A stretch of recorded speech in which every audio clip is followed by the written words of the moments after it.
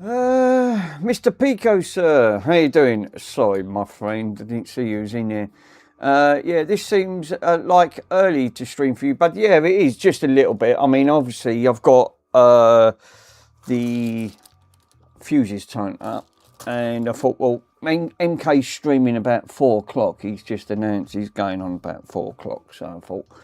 I see Soren was on doing with keyboards. I thought I might as well jump on, do a few hours before Mr. MK goes on that front. How you doing? All right. Literally, the bulb tester works all right. I'm not having any issues with the bulb tester.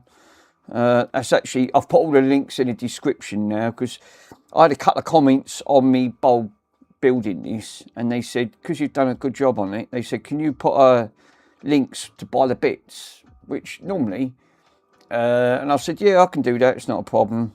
So I put a link with all to buying the parts for, so I've done that now. The only thing is, permanent marker, says it don't rub off. Yeah, it literally does. That's the only thing with permanent. And because that's like really like that's shiny, glossy type, it just smears. Yeah, that was actually a nice, actually I enjoyed, do you know what? I actually enjoyed doing that. I enjoyed doing builds like this. And like you said, it's just like, I think it's a bit more therapeutic just to get into building, putting into a build at the end of the day, you know. And I just thought, oh, that should be a nice touch. I think I would have liked to have done that a little bit better, even though I had the tool. I think because this one was the arcade, I should have ordered the other type, but because they was out of stock, the others have got to come from China. The trouble with ordering stuff from China, it just takes forever on that front. So yeah, the PC is the PC's becoming slow again. It's the drive. Oh, I have to switch it on and then just leave it on that front. It just takes so long. Literally takes so long. Even though the drive's healthy on that front. I think it's just promotion. I'll tell you what, they're actually quite good to hide all your identity up. The only thing is, that ink goes everywhere. You get it on your hands, you have to let it dry out. Jesus, yeah, it's a right mess, that stuff up front. So, yeah, these are them fuses you said to get the 630 milliamp ones. These are the ones on there, these glass, and I made sure I got the 20 mil ones. That's why I measured them up. Michael, how you doing, my friend? So, yeah, I got the 20 mils because they are the 20 mils. That does look about the size on that front. So, yeah, yesterday, Mr. PC, I was watching Mr. PC, did he? Because he thought, oh, Chill ain't streaming, and he's not streaming on that front. Oh, Mr. Russy Russ. So, yeah. Russ, have you done a mug yet, sir? I meant to ask you the other day. I can't. Obviously, I've got 2 new mugs that I'm going to open up live on the stream. Mr. PCDD and Hot Cows' mug turned up. Now, Mr. PCDD's mug, yeah, it's an early stream. Yeah, that's what I thought. I thought, well, MK's coming on about 4 o'clock on that front. So I thought, well, I might as well jump on. No, not yet. I thought so, because I was waiting. I thought, who else ain't done a mug yet? I thought, oh, hang on. I think Mr. Russell ain't done one himself. So, yeah, I think, wait to... I'm still waiting for Ace's one. Ace's one's still in Australia at the moment. So I thought, well, I'm going to do an unboxing of these. So I've covered all the identity up. So on that front. So, yes. Yeah, it's... I've got all the trouble is, these end up being expensive when they're £15 each in the UK money, which is about $30. You can't order too many at once because you're thinking, Jesus, this is working out to some serious money. So I have to do a little bit at a time. I'm only on just a basic pension, so I don't get much anyway on that front. So we're going to open up Mr. Hot Cows' mug, and I'm going to have a quick look before I start on this. These turned up at my mum's because my postman literally just leaves them at next door neighbours, and I have issues that front. These obviously are really nice, good quality stuff. So I didn't know Mr. Hotcows was actually done one, but it's actually quite a nice mug. This is Mr. Hotcows' mug, ordered in black. Same company at the end of the day. I actually like it. So it's Hotcows' mug itself. So he's got two different pictures. He's got the computer side with electrics, and then he's got Hotcows on one side. I like that. That's actually a quite, so you can have a, so he does this in white or black. I prefer the black ones at the end of the day. Bit dusty inside. Actually quite a nice mug. These are the 11 ounces. They done the 15 ounces as well, that front. So that's Mr. Hotcow. Oh, look, this is the only, what did I just say 30 seconds ago? Put my hand in a load of...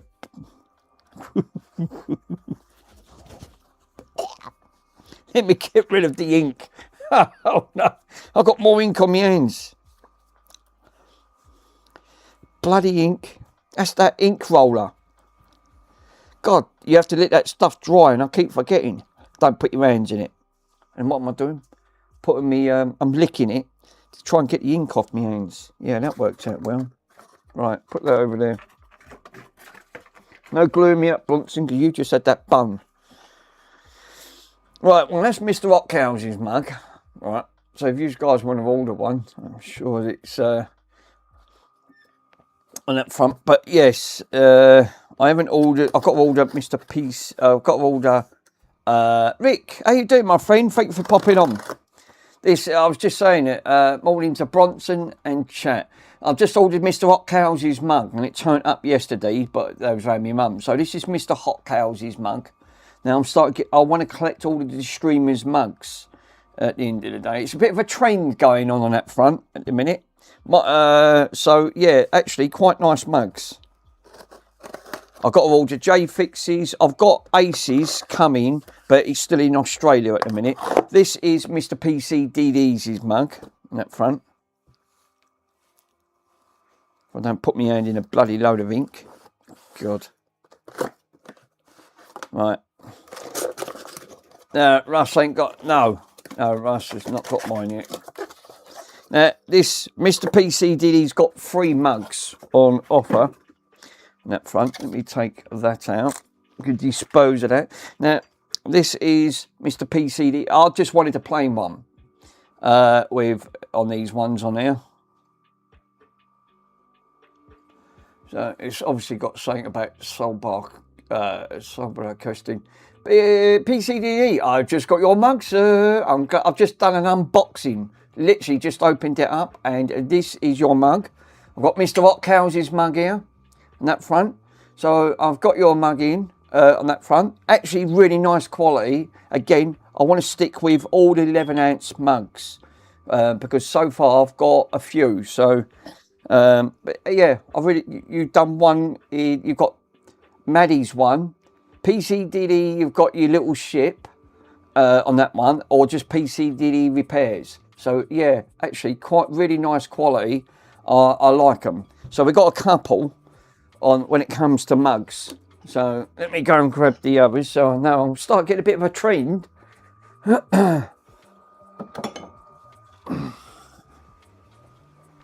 So obviously I've got Mr. Swindon's. So now I've obviously started getting a collection of mugs. So obviously this is what I wanted to do, was get like a collection of when it comes to mugs. So it's actually nice, Borat.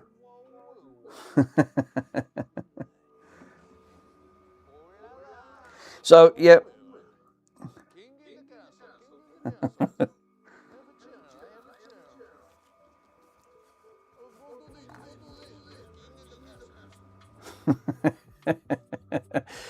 Yes, Mr. Pico is going to be next on the list on that front. I want to order a mug from Mr. Pico himself. So these are the ones I've got so far. I've got Aces, he's still on the way from Australia, but this is what I wanted to gather.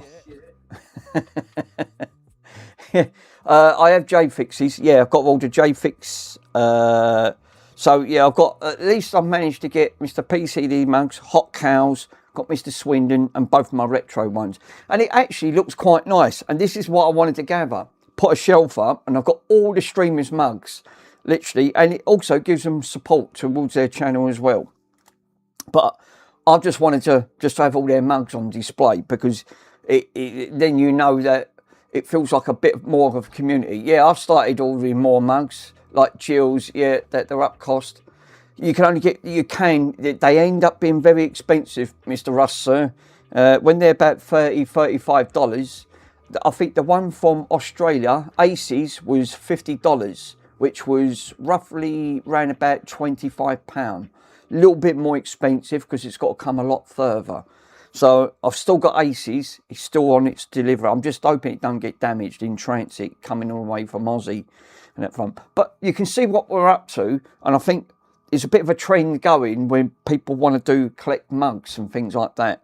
And these ones are actually quite nice. I designed this type with the orange and white. I think Pico ordered one of the black ones, and I've got to admit the black one goes quite nice. So that's what I said, it's a nice trend. Yeah, total for them mugs for me, including shipping.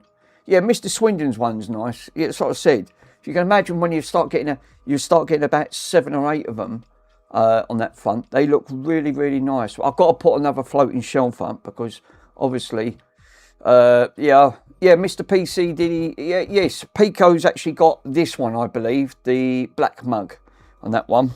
And I'm pretty sure that, yeah, and oh yeah, I've got to get, Joey does tech. Yeah, Joey's got one. Mr. PC went from the cucumber one. Yeah, I just wanted to keep with the logo, who they represent. So, Otcal's, good thing is about Otcal's, he's got 2 different pictures on these. So you've got Otcal's on that side and an Otcal's on that side. So, yeah, actually, but it's just to represent their channel and gives them a little bit of support as well.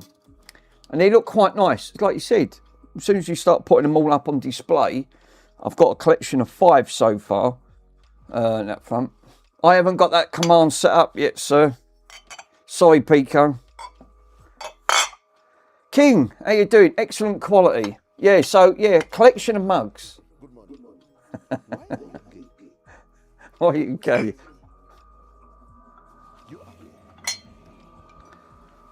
I've got to put them up here for the time being because obviously I've got no room.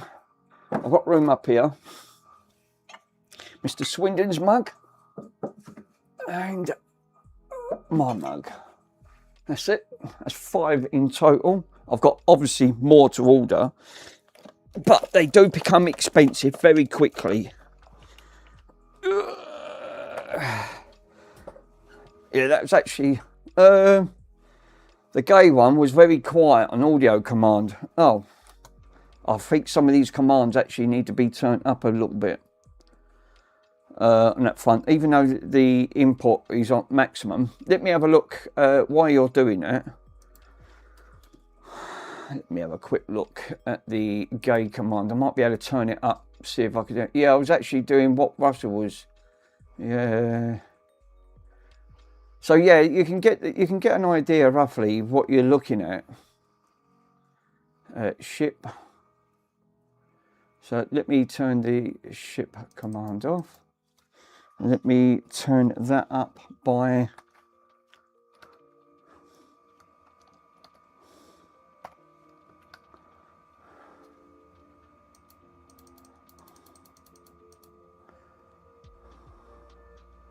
right, wiggle.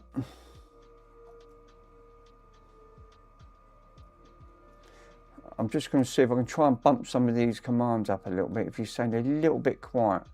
Borat.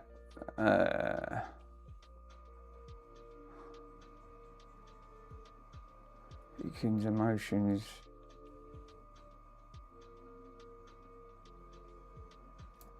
There you go.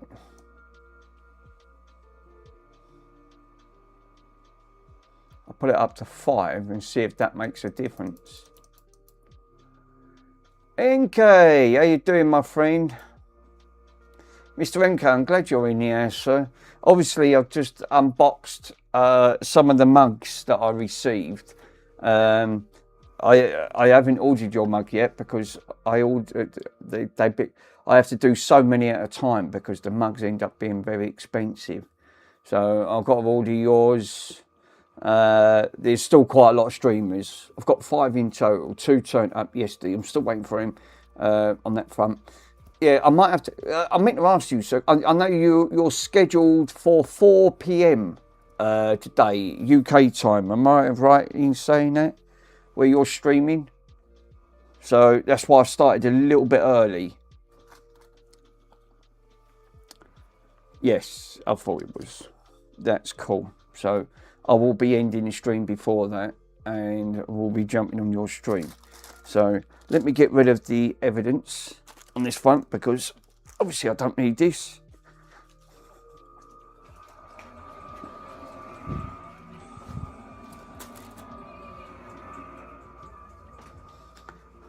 I've still got the Furby in the corner. Furby's still sitting there chilling out. I seen you was actually, thanks MK. Yeah, MK, please don't look towards the top right. That's one point. Otcals, your mug's just turned up, sir. I picked your mug up. I've just done an unboxing of your mug and Mr. PCDD's. Absolutely lovely mug. Really nice. Let me grab them because you guys haven't seen them yet. I don't know if you've seen the quality of the mugs.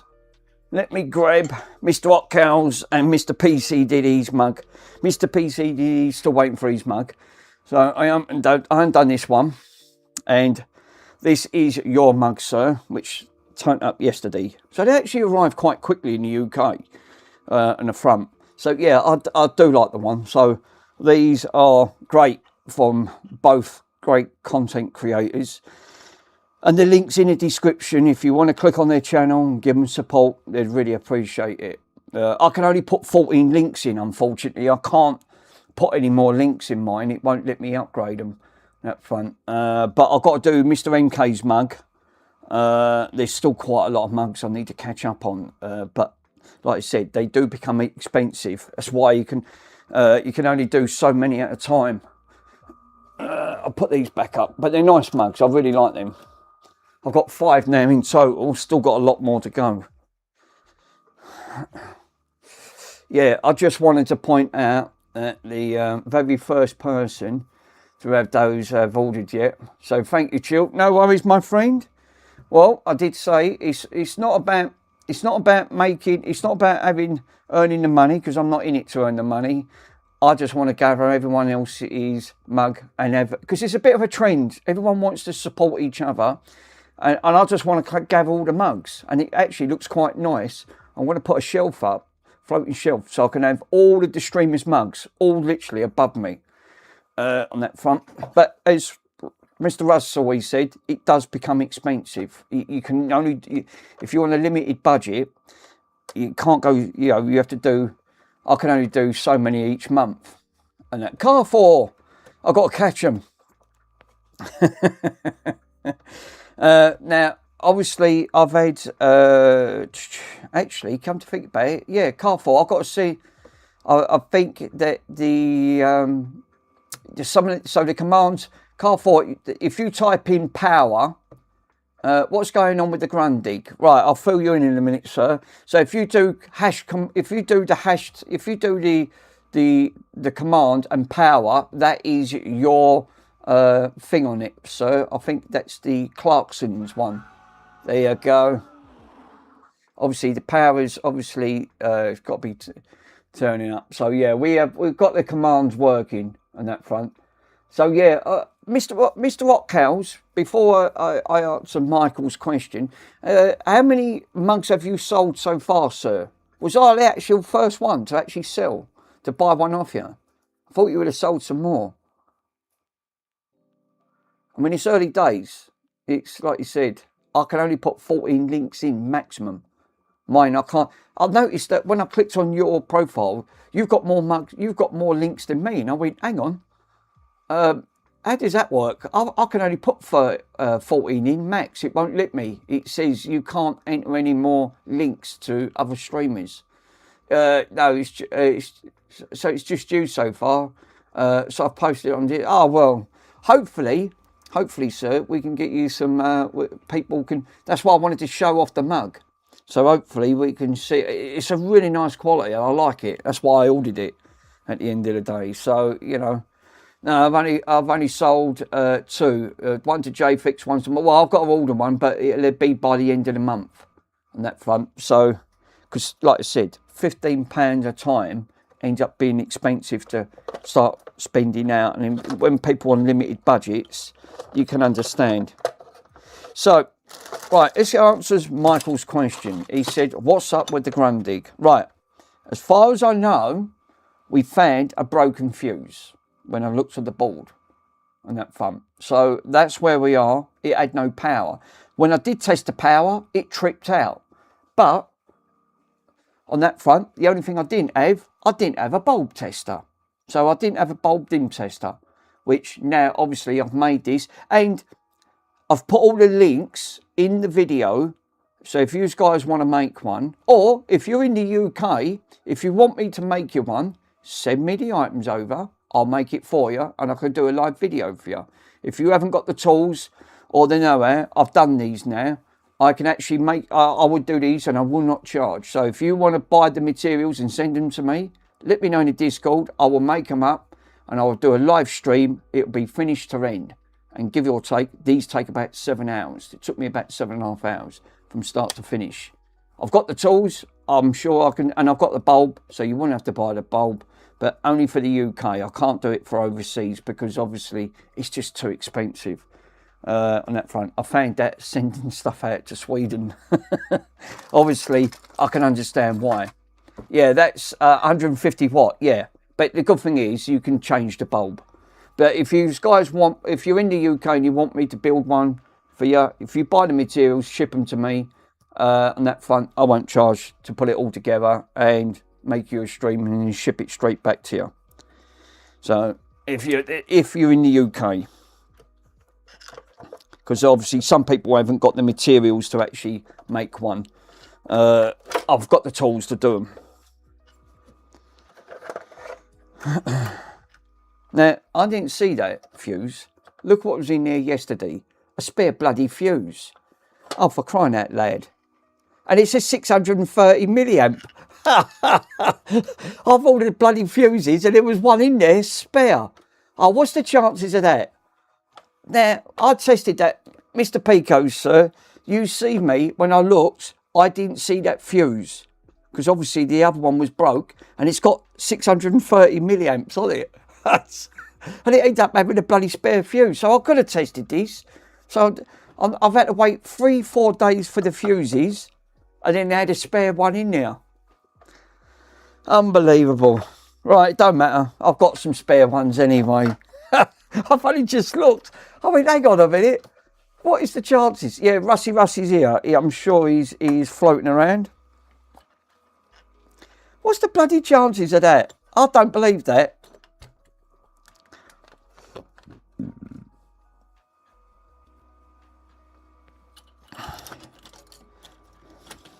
Yeah, I do like Mr. Hotcow's mug, so that is why I wanted to order one. I didn't know it was the first one, actually.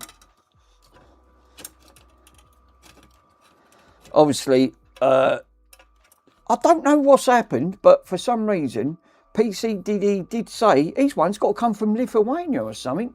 And I went, what? How comes he's coming from overseas? Mine's only took, how long's that took? Literally just over a week. And mine's turned up. I don't get it. I don't know why he's coming from overseas. It's weird. Now, as I said, I think Mr. MK will be streaming at 4 PM today, so he's going live. So hopefully we can try and diagnose and find out. I mean, obviously I wasn't streaming last night because I was tidying my table up, because I was trying to tidy everything up, and it's a bloody nightmare. And I've got a 6-foot table. Look how much crap I got on it. It don't help when you've got bits spread everywhere. So I had to constantly tidying up, and then there was bits of plastic, then there was ink. Yeah, the usual. So on that front, so yeah, these are the 630 milliamp These are the slow burning fuses. There wasn't a lot. I think there was a couple of quid. It's definitely worth it. So yeah. Yeah, as I was saying, I think we jumped on Mr. PC Diddy's stream last night, and that fun. Hi Mick, nice mugs. Yeah, they're actually nice. I do like them, Chris. They're really, really nice. I've got to order Mr. MK's. Mr. MK, I meant to ask you, why didn't you get angry at me? Get angry?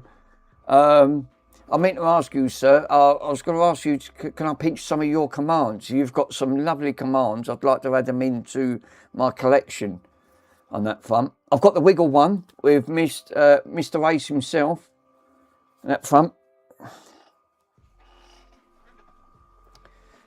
I wanted to get the Money Me ones, actually. I do like that one. Wiggle test.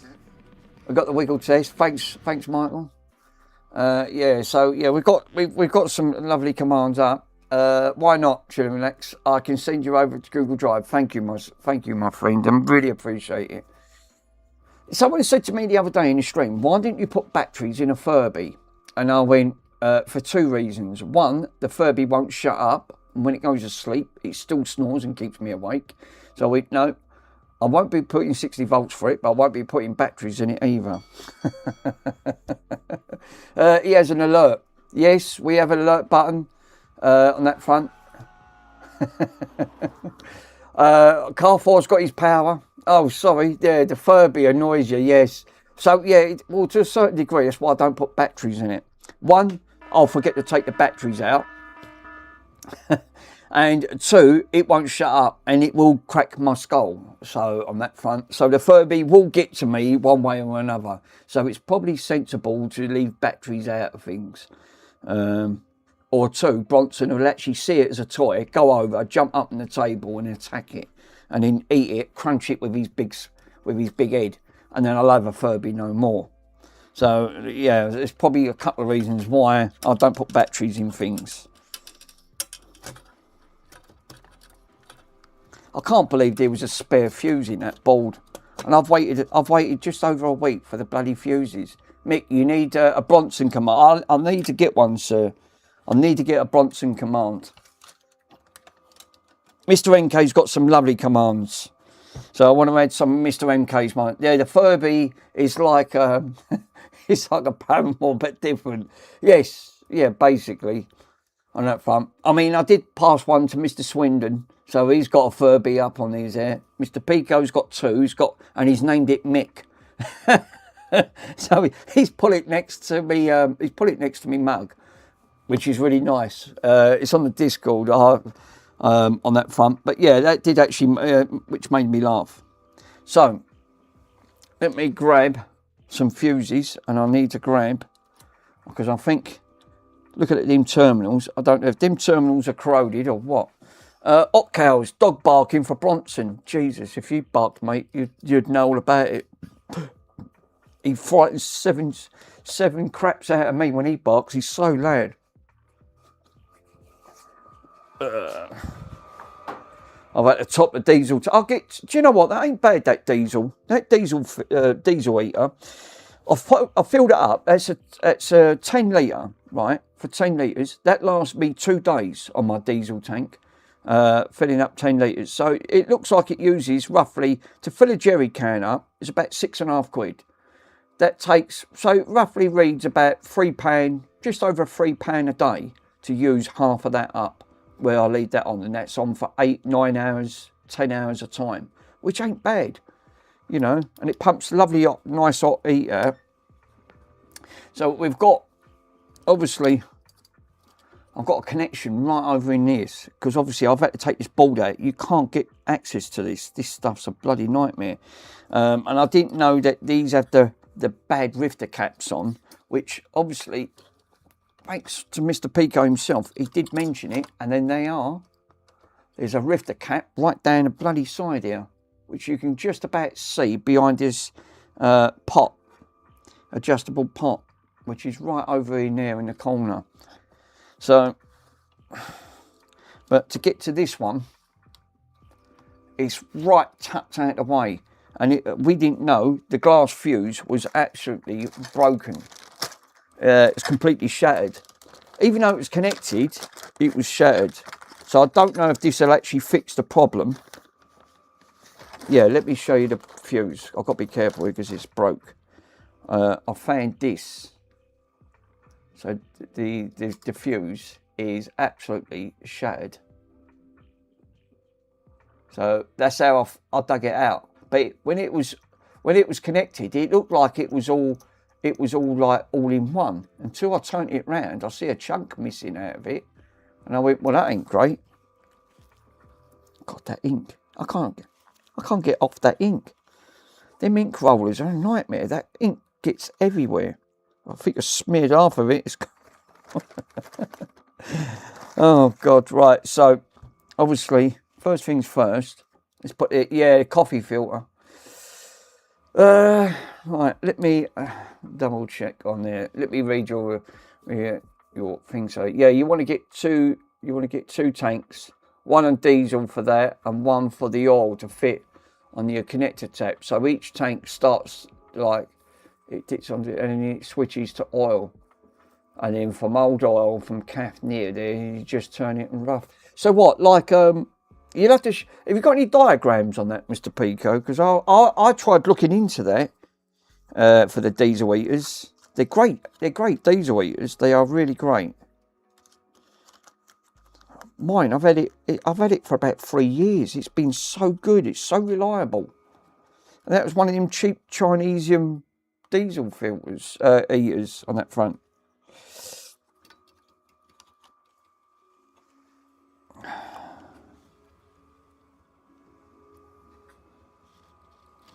God, I tell you what, these are not easy to get access to.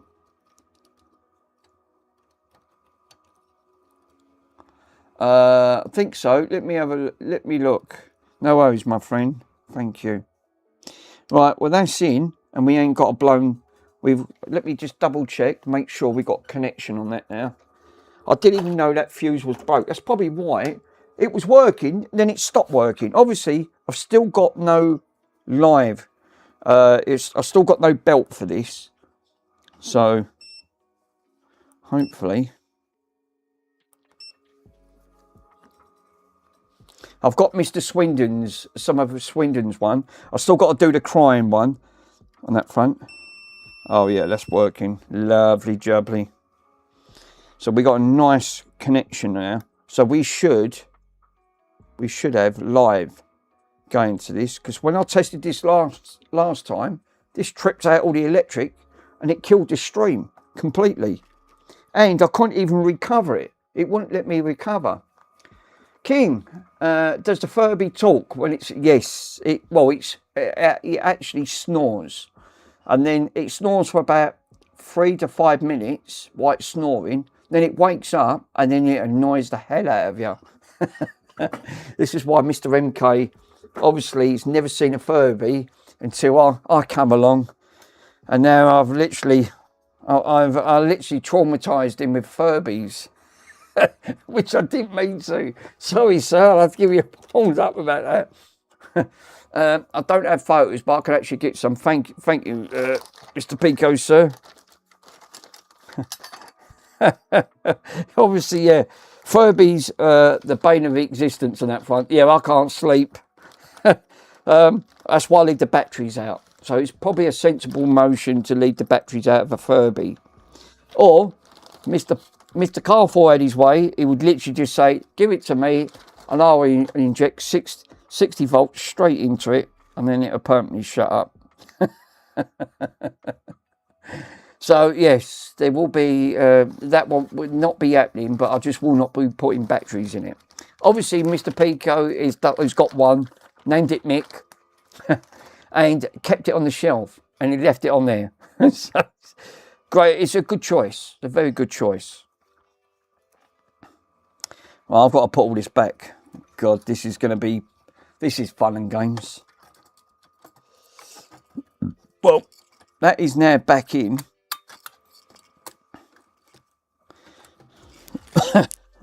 That's why Furbies, they're okay, but they can drive you mad. That's probably why the kids liked them in the late 80s, early 90s. And then it went on to the Tamagotchis. It was shortly after the Tamagotchi.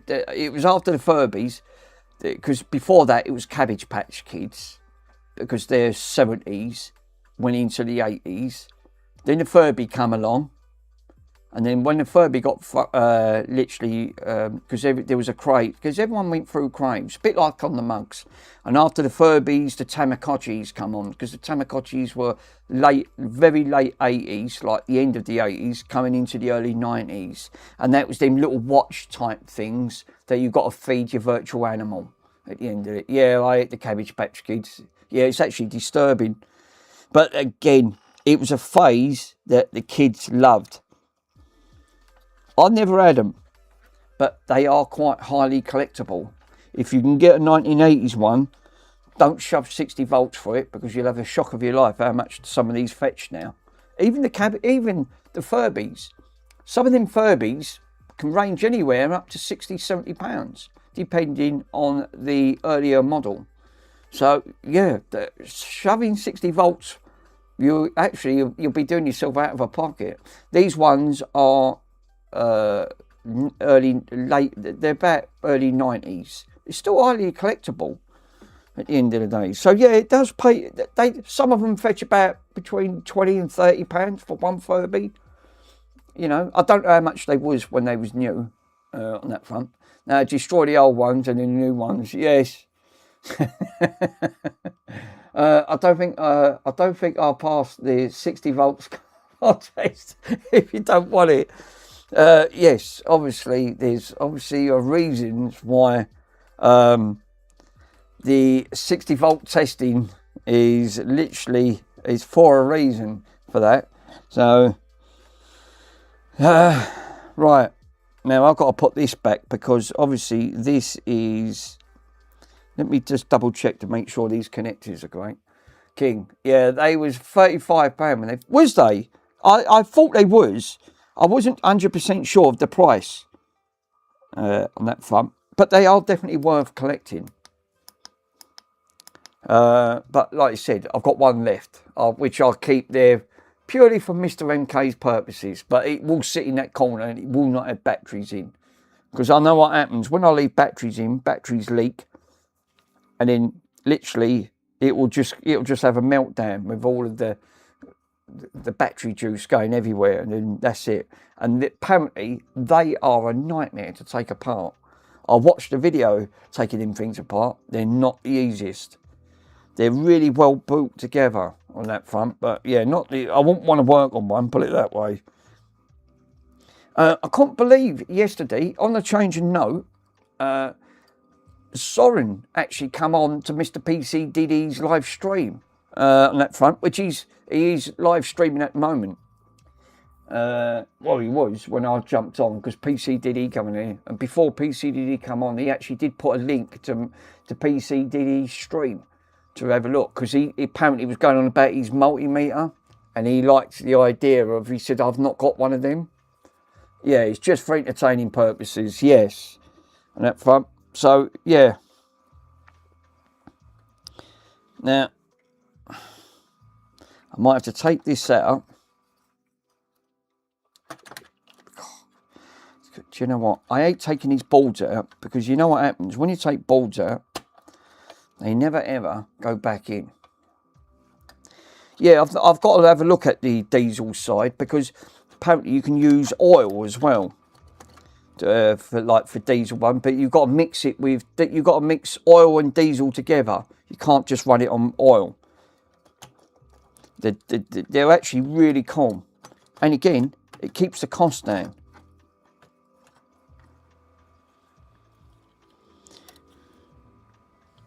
I can't see that. I'm just having a look, before I put all this back. I just want to make sure that rifter cap is not broke.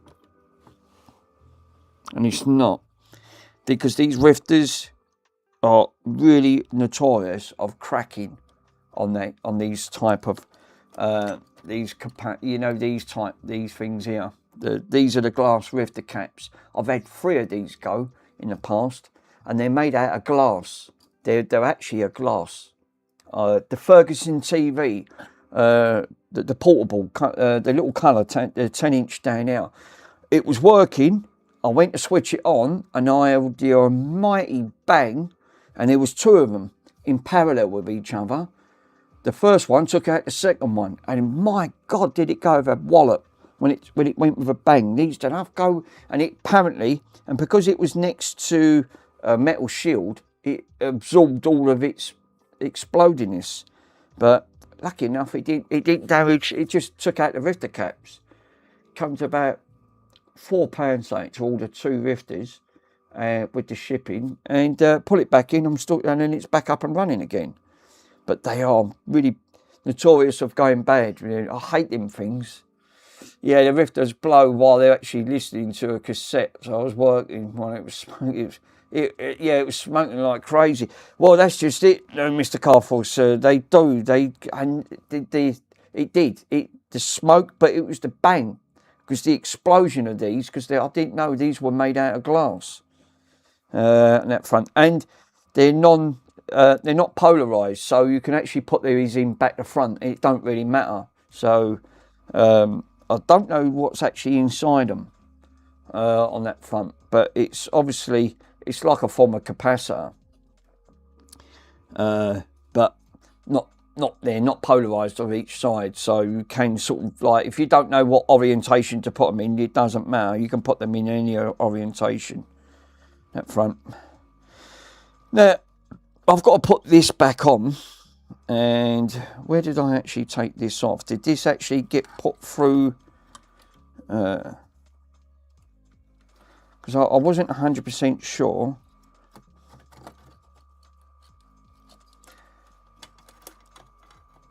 Yeah, they do have them in a few audio equipment. It's mainly, they use them rifter caps in TVs, like older TVs, and more of this stuff, more of the ancient of the audio equipment. They use them rifter caps.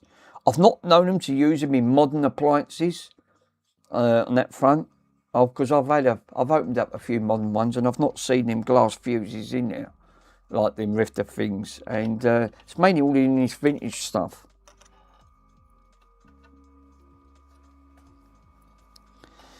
So I've put that in. I've got to put, yeah, I have one of them in a machine. Oh, have you? Yeah, one of them that you have that machine in is a proper rifter cap. Yeah, like you said, I think they mainly put them in mainly vintage stuff, because I've not seen it in other bits and pieces. That front. Now, obviously, I've got to try and remember, because I took this apart.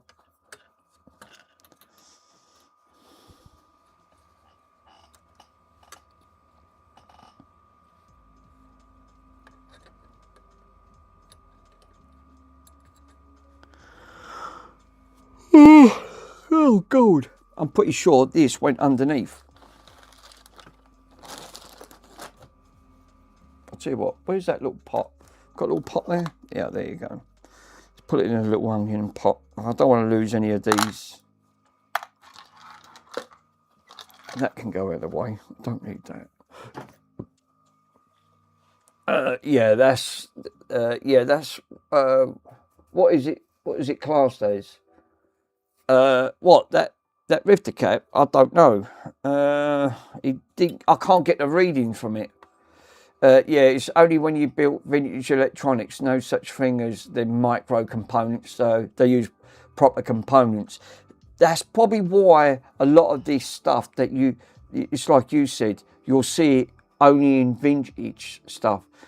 I think am I right in saying, I think after 2000, they started modernising components.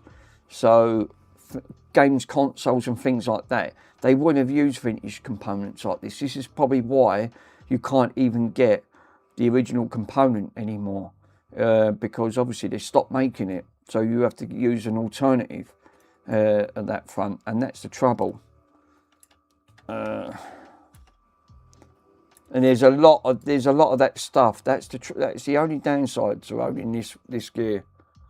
You know, because like you said, try to actually put all of this. I've got to try and think, which way did I have this sandwiched up?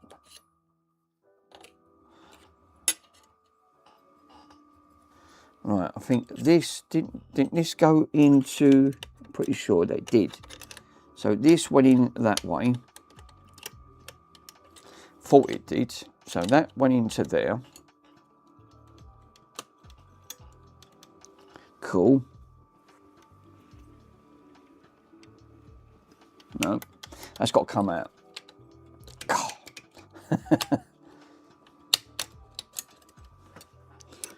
We had the police. Again knocking around here yesterday. The little Herbets, because the kids are off school at the moment. There was some kids around here racing up and down on a stolen motorcycle, and then the next minute I'm seeing the police racing up and down trying to chase them, and the kids are just doing it to egg them on. At the end of the day, that's the only thing when the kids are off school, they get bored.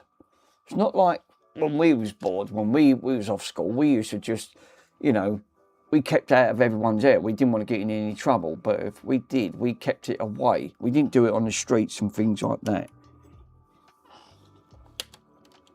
Different type of era, completely.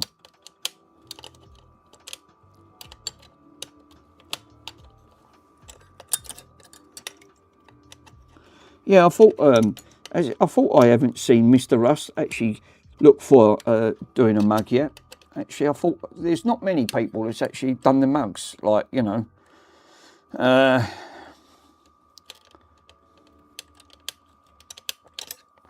But they'll get there. Hopefully they will get there. I've got to slot that's got to be slotted into that bloody slot. I know it is, because it's guided into it. The only downside is this is not going in, because this has got to slot forward. One's got to go into the hole.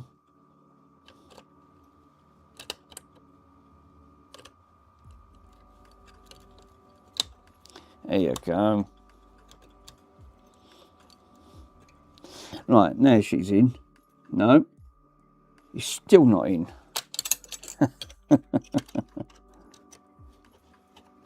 Right, that ain't bent, is it? No. Yeah, you should be able to find out the manual. The last time it was actually that this blew on the fuse on the Discord. I did put the manual on the Discord, if I remember. I think you did. I'm pretty sure you did, sir. Come to think about it. Obviously, vintage stuff is, but there's not many of these reel-to-reels that's actually still in working order, and if they are, they're very expensive.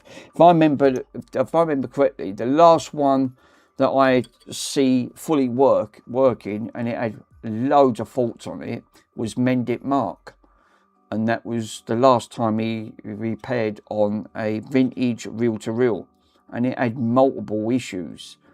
It had not only had blown bald, he had to do trace repair. There was numerous blown components, and then after that the tracking was all out, and then the recording was all out. I mean, it had loads of faults, but they won't be cheap. Mend It Mark is he's like Luke at Retro 6. He charges really top dollar money at the end of the day. I mean, this is what you're paying the people for. You're paying for their expertise.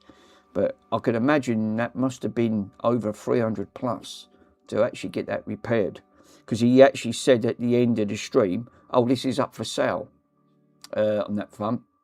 So I assume the owner wanted to sell it to recuperate some of the money, how much it actually cost. Because like I said, Mend It Mark, but then Mend It Mark don't advertise, because if you go on his website, he doesn't advertise anything for repairs or doing anything like that. But I know he does, but unless he's got a different web page for that.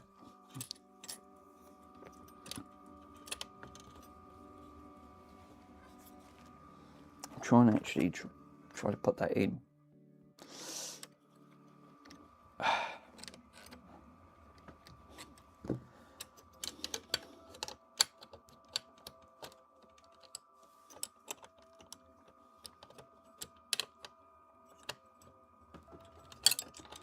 There's a little notch on one of these. God, these are a nightmare.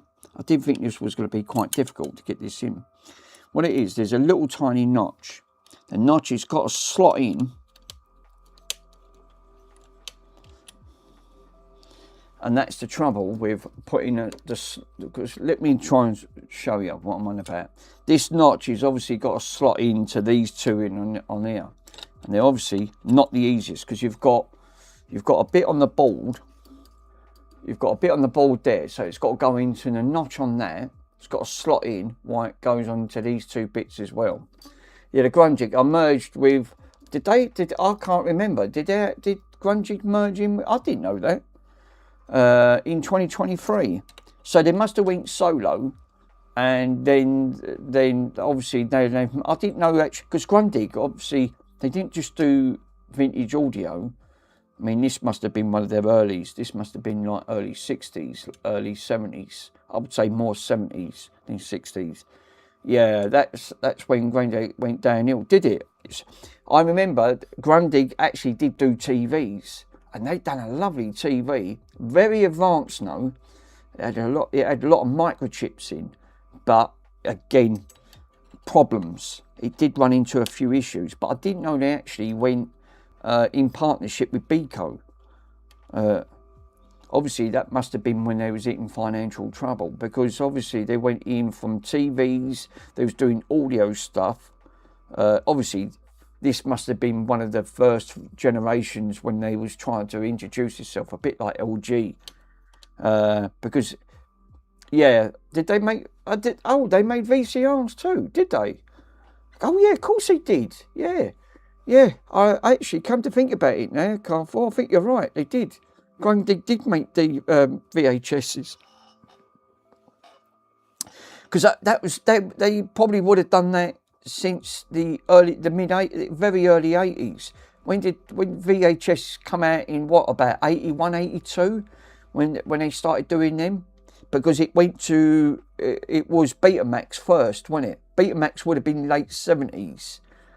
And then because there was a bit of a war going on. Before VHS come out, Betamax come out. And before that, Philips done one called the Philips 2000. I had that machine and it was enormous. I wish I'd have kept it on that front, because the size of the cassette deck was absolutely ludicrously big, and it was all a metal chassis. It weighed a ton.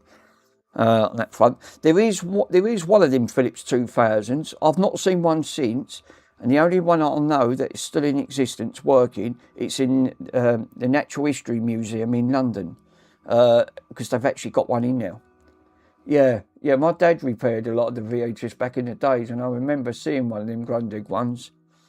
It's like you said, they was expensive. The VHS started roughly around about £149 in the 1980s and went all the way up to about £300 to £400 for a VHS player, which is a lot of money in the 1980s. People couldn't afford them. I mean, you know, it's like you said, there was a lot of stuff that people couldn't afford in the 1980s. Obviously, looking back now, you throw these things out. We don't think nothing of them.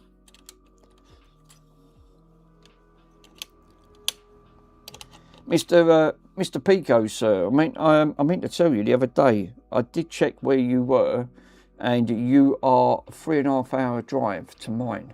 It's quite a long drive. Yeah, the Grundig VD players, yeah, they were solid, but they built like tanks and they come around full of balls, etc. I mean, you think, look at this, right? This is a prime example. This is, like I said, it's got to be 70s. There's not much in it. So, say for argument's sake, this was going for scrap. There's only a little bit of circuitry. The rest is metal. All right, you've got a transformer at the end of the day, bit of wiring, but the rest is metal. So, this is a prime example of what I'm talking about when it comes to scrapping. you sit there and there's not much in metal, in scrap iron, because like you said, all the money's into like transformers, circuit boards, things like that. I mean, if you strip the wires down, there's hardly anything in this. So there won't be much in scrap for this, but you need to do that like what Mr. Pico said. You need to do this by the ton. It would make sense. If you tried to scrap half of this, it would be pennies. It just wouldn't be worth it at the end of the day. So yeah, it would make perfect sense to literally strip all this out on that front. But again, these are getting rarer.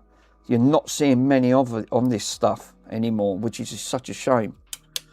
Like a lot of vintage stuff. But then it's all going to fail at some point in its life, and that's the trouble. It will fail.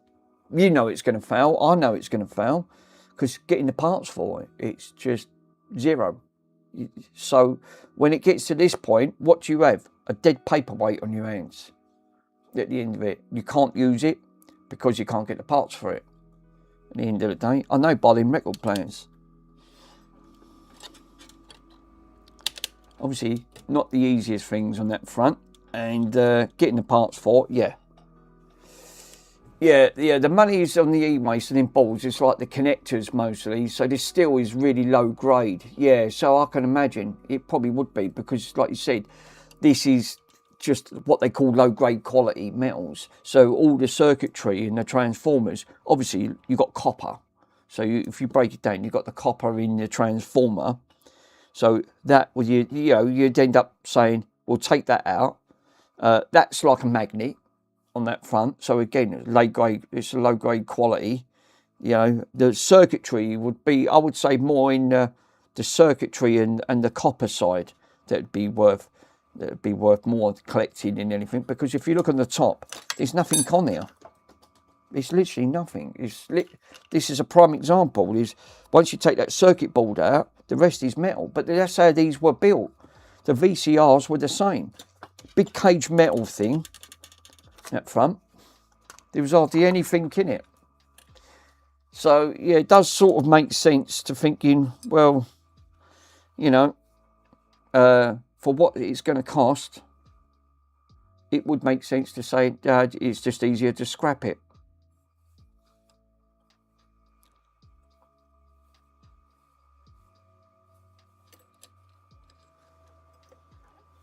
I've just looked at that. It looks like looks like a burn mark or something. Looks like it's pitted. Let me get a little brush on that.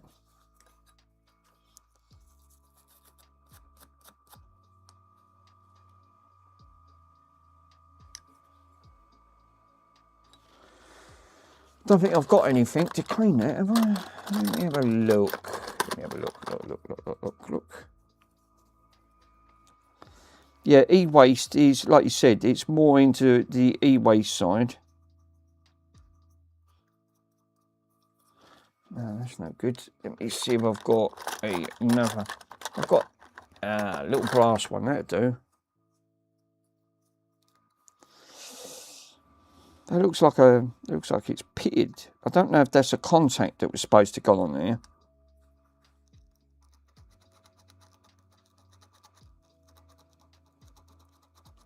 I'll tell you what I did watch yesterday. That's why I didn't stream. I sat and watched it, and it made a change to sit down and watch. Yeah, it went from silver foil to clean that. Yeah. I sat and watched Predator Borderlands. Oh my God, what a great film. Jesus. Action from start to finish. It didn't stop. Really impressed. Obviously, it came out in 2025. I sat and watched it last night. Went on for about just under 2 hours. It's about an hour and 40. It's about an hour and, yeah, give or take. It's just under 2 hours. But it was a really good film. Obviously, it's the follow-up of the Predator. It's all about the Predator on that front. Yeah, it was. Can't wait for the next film to actually, because normally I'm not one for watching a lot of films, and I see it on there and I went, I've got to watch that. It's the Predator film. Obviously, it's not going to be like the 1980s when it was fighting against Arnie and all the others, but No, it was actually really, really cool. Yeah, Oldham Electronics, how you doing, my friend? Thank you for popping on.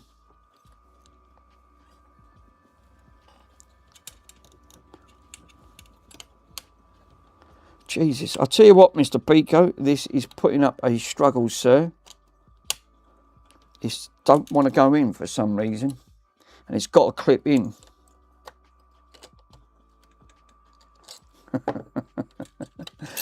It's, for some reason, the clip don't want to go in. Now, these are notched. You can see these have got notches, and they're supposed to, like, clip in. I can't seem to get these clipped in.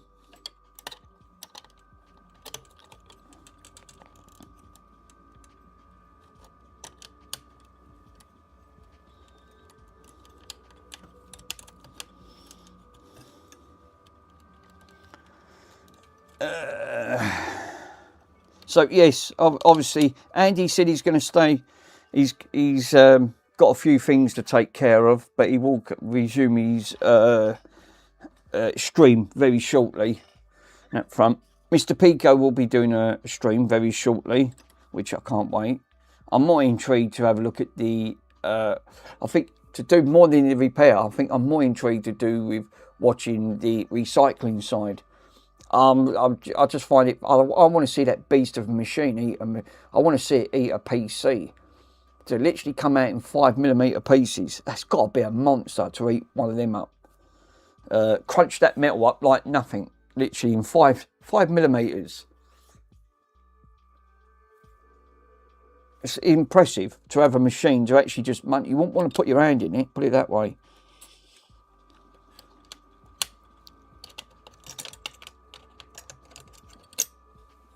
I might have to take this. This might have to come out because for some reason something's stopping this from actually going in. So I think what I'm going to do is plonk this in.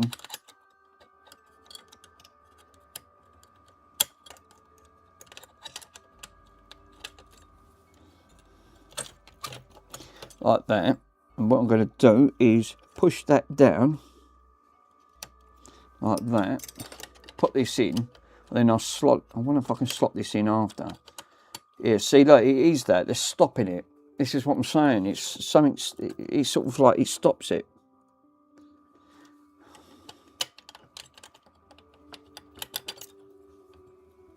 The board's stopping it from actually going in.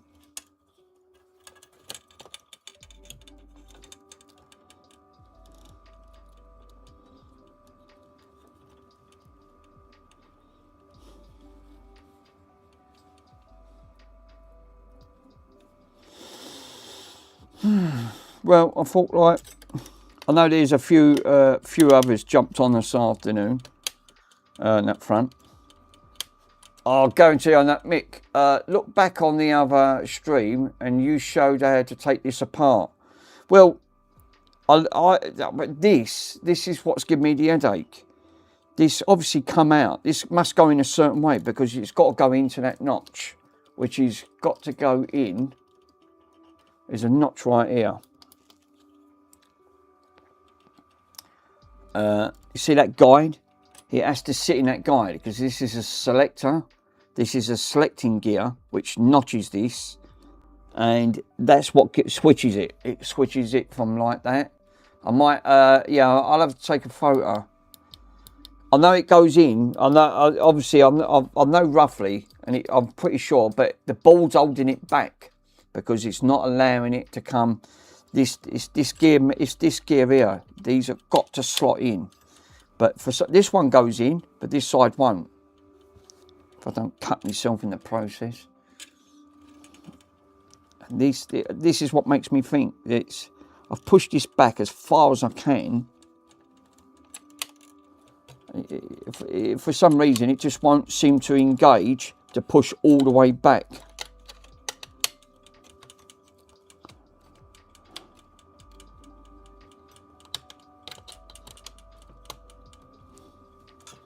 Yeah, I think I've done it. Yeah, I've done it. Done it. And it's now slotted in. You've got to make sure you push all that pin right the way back. Push the ball back as far as you can. because it's getting these guiding pins in from here to here. It's in there anyway. Done it. Yeah, them edges look sharp. Yeah, I know. I've just looked at that. I've just partly spliced my hand. Like yesterday, I nearly, you know, obviously they said don't you wear a mask when I was doing the dim bulb tester on that front, because I built this, the dim bulb tester. I've done this one the other day. I've put the links in the links all in the description now. If you want to build one of these, I've put it all in there, so all the links are there if you want to build one. I think there was a couple. Mookie asked, and someone else, and I went, all right, I'll sort it out. I'll put a link in. Right, so now obviously I've got to put.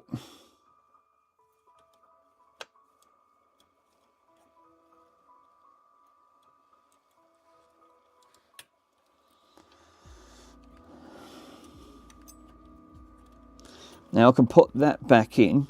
I've got to line all these up now. So now I've got to put this back in. I might have to have a look.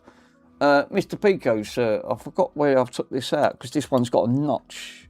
This one's got a notch cut out, and I'm pretty sure it went up here or something.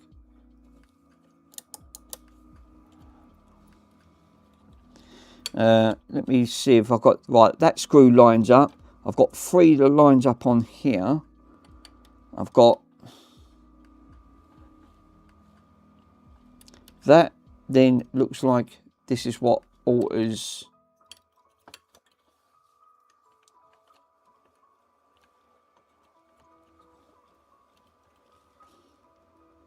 I think that's what does it, yeah, because this pulls that notch back.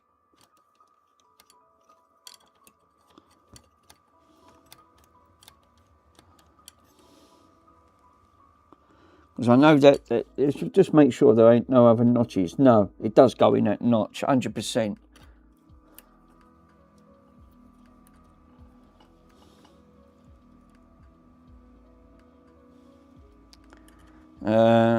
But I've got to put this back, the switching mechanism obviously did come off. I forgot where I took this, because obviously I was waiting for fuses on that front.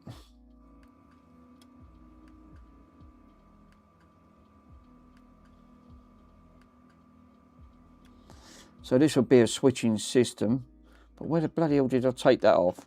I mean, the fuse is in there. Can I still get to that fuse? If that fuse blows, yeah, I can. I can get to that fuse. So if the fuse does blow, I can get to it.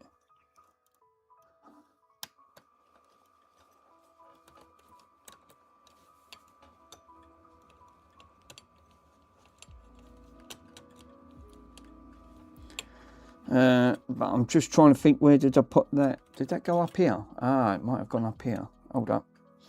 I know these wires, this mechanism, I'll fathom it out, because they give you just the right amount of where to put the.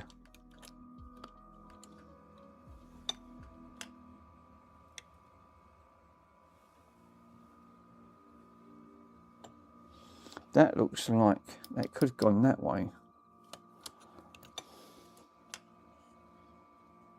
Yeah, it is. I think it is this way.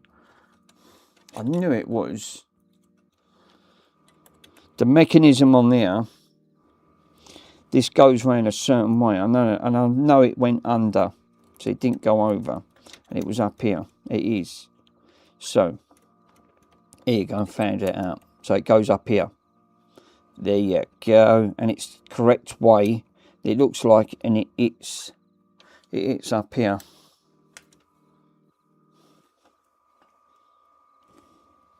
It is. It's exactly where I've got it. Found it. Right. Cool. Found where all of the screws and the nut things go. Now there's obviously a spring mechanism. Right. So I know where the big ones go. I'm going to do this by hand, because I know what's going to happen. If I use the screwdriver, it'll over-torque it and then break it.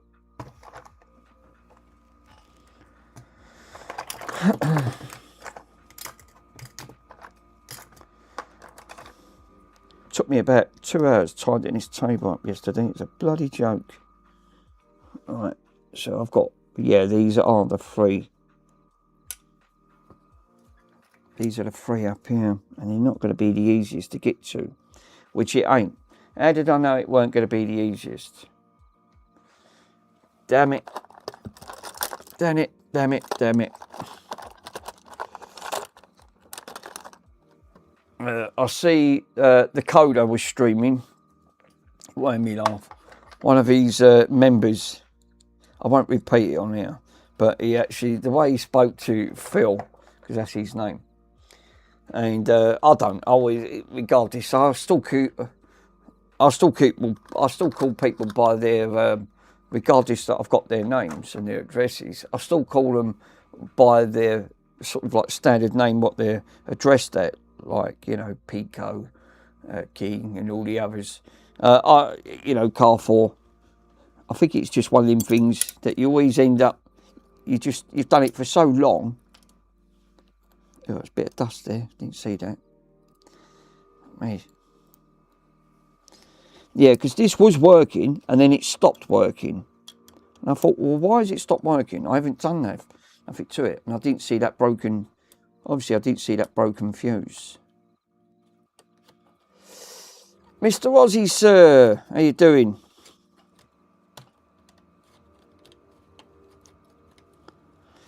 Done me dim bulb tester, sir. That's all now, all done.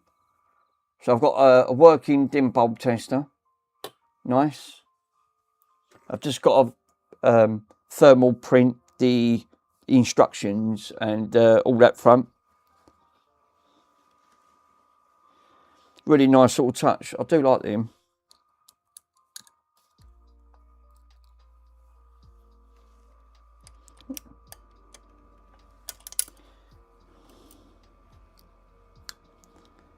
Excellent. So I did say if any of people in the UK want one built, buy the material, send it to me, and I'll make it for them. And I'll send it, but only in the UK. Can't do it for overseas because it'll just it'll cost it'd be very expensive. Obviously, I've ordered Ace's mug coming from Aussie, and where's Ace based at? Sydney. I'm pretty sure he lives in Sydney, so it's got to come from all the way to Sydney, Australia. That front, which is sort of like Queensland side going down. South end, like the south regions. It's still in Australia at the minute, so it's going to take a little while for it to get to me. Just hope it don't get damaged, because I know what customs is like in Australia. They pull things apart and they don't care. And that's a long way to come. Yeah, the bottom right. And I know that reason is because like 90% of the stuff in Australia, they don't care how it gets treated. Customs will pull it apart. The Aussies do love to pull things apart. I can understand the reasons why, because obviously importing stuff or exporting stuff outside, going to the other regions, they're very tight with their packaging. So any suspicion, if it's obviously not declared, it will get destroyed. Then not only will you get fined, but you won't get your item. Yeah, it's tighter on. Yeah, it's tighter on here. Most stuff that's fine to ship, like most of the time. Yeah, all of the time. But it's tight on the inbound. Right. Okay. So it's all right if it leaves Australia. By the sounds of it, it's importing stuff coming in.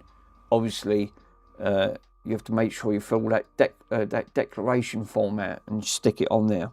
That's what I'm saying. For what the item I sent to Sweden, it was more tighter going into Sweden than coming out of Sweden. Obviously, they whacked me with that chemical tax, which I'd never even heard of. That chemical tax thing. Sweden's, it's worse in Australia. I didn't even pay that much to go to Oz. Like, if you want to send something to Aussie. I know it's sending stuff by airmail is expensive, but for some reason, Sweden's got a really tight rule on that front, which is, I was absolutely shocked. Couldn't believe it.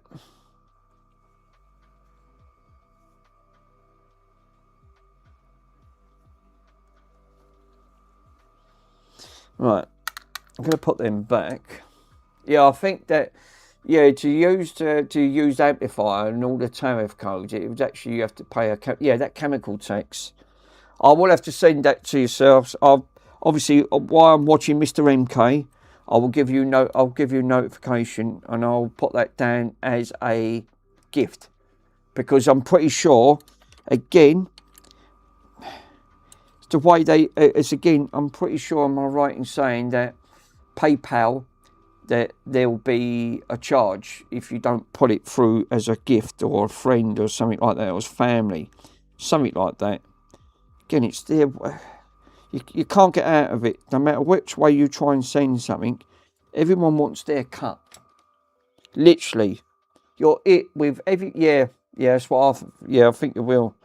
I mean, that is it's like 90% of, like, a lot of things. Yeah, that stuff, that Humo repairs it sent me, it was all free, no fees. Maybe to ask them. Yeah, actually, you're right there, Mr. NK. So it's like you said, some you can get away with, some you can't. That front. Now, I made sure when I sent that to Mr. Carfor, I got that properly weighed, an international, and it was under 3 kg. Now, when it reached Sweden, it was saying it was over 3 kg. So I don't know if there was you've got to send it as a gift. I think you have, but I did put that as a gift because, again, to keep the weight, to actually, it weighed, it showed up. So how comes then? So that was under. So my point, Mr. Carfor, I was right in saying when I professionally weighed it, I've got some heavy duty scales that go up to 100 kg, right? It goes all the way up to about 100. I don't even weigh that front. So yeah, but when I tried it, it actually did say it was under 3 kg. Now, when I went to DPD and got that delivered, it's saying that the reasons why I got charged a higher tax is because it was over 3 kg. And I went, hang on a minute, I got that professionally looked at, and it was under 3. It was under 3 kg, 2.5. I think 2.6. I think I had that weighed on that front. So then I'm sure they've done that to scam me. Yeah, corruption. Yeah, I think you're right there, Mr. Rockhouse. I think they did, because I took that to the post office, and there's a calibrated. They have to have a calibration certificate, and I said, "Is that accurate?" And she said, "Oh God, yeah, we have all these calibrated," and I did. It was 2.6 something kg. Now, when it got to Mr. Carfor, they said the reasons why it was more expensive with the chemical tax, because it was over 3 kg. And I went, hang on a minute, how can it be over 3 kg? I made sure to keep that under. I'm sure they've done that deliberately to get more money. Definitely got me to get more money. But then you've got to prove it. But then there was, like you said, so the chemical tax was actually the tariff code. I think it was, because like I said, I've never heard of that. It doesn't matter. It's all done there anyway. I'm just, you know what I'm more worried about, Mr. Carfor, sir? I pay the money to get back to the UK, and I guarantee that the UK will let me with another lot of tax to pay, to get that back as well. I guarantee it. I know it.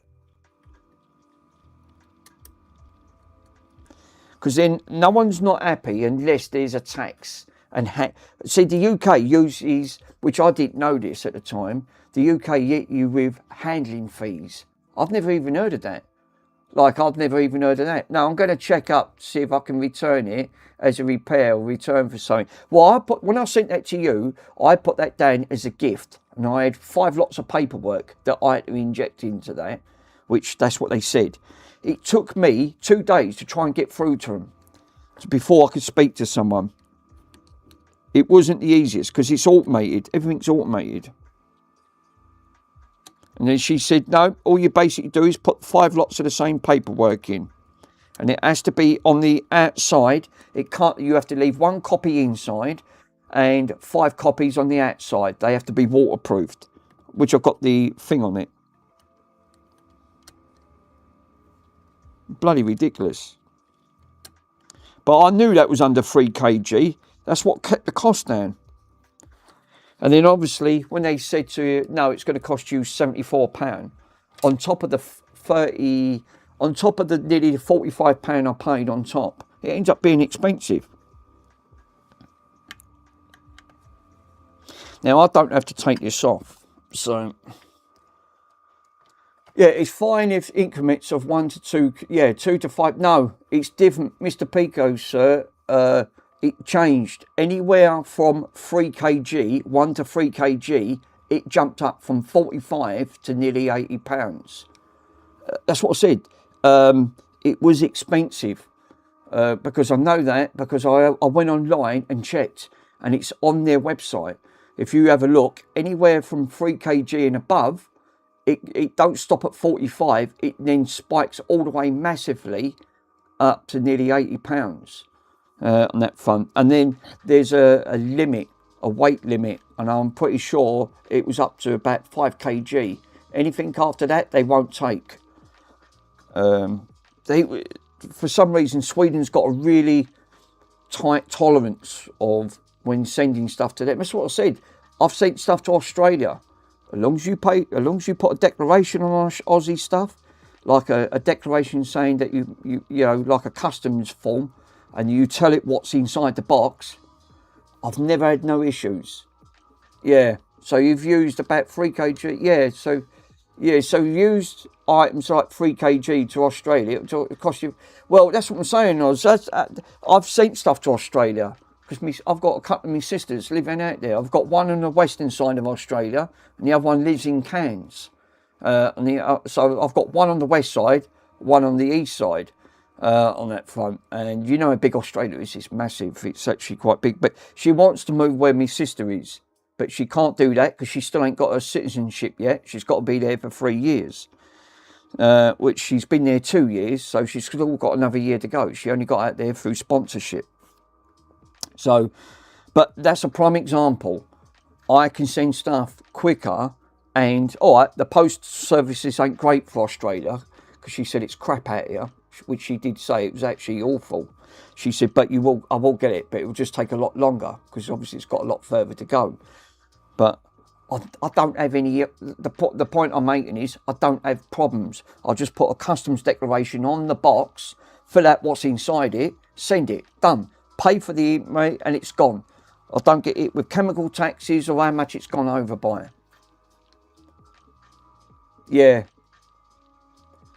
So this is a prime example of why stuff ends up being very expensive.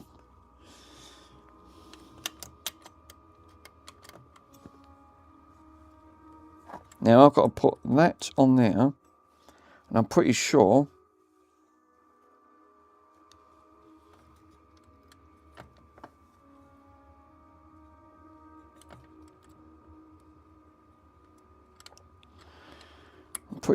that it does. I've got to put that hook. Oh Jesus, look at this. I've got to try and squeeze that on there. Yeah, my post is brilliant. It actually took me 5 days from the against daughter. Did it? Jesus. Now my sister in Cairns, I don't know whereabouts you are, sir, in Aussie, because obviously Australia's massive. But my sister lives in Cairns. She's a nurse, like a cardiology nurse. And she said the postal service is crap. She said where she is. She said it ain't great at the end of the day. And she's been out there for 16 years. So, obviously, she's married to an Australian. He's really nice, actually. He was actually on the Australian naval boat. He was actually in the Australian Navy. And, yeah, he's really nice. He's very friendly, always laughing and joking. He's got a really strong accent and all. My sister still ain't got her accent. You can still tell she's a Brit.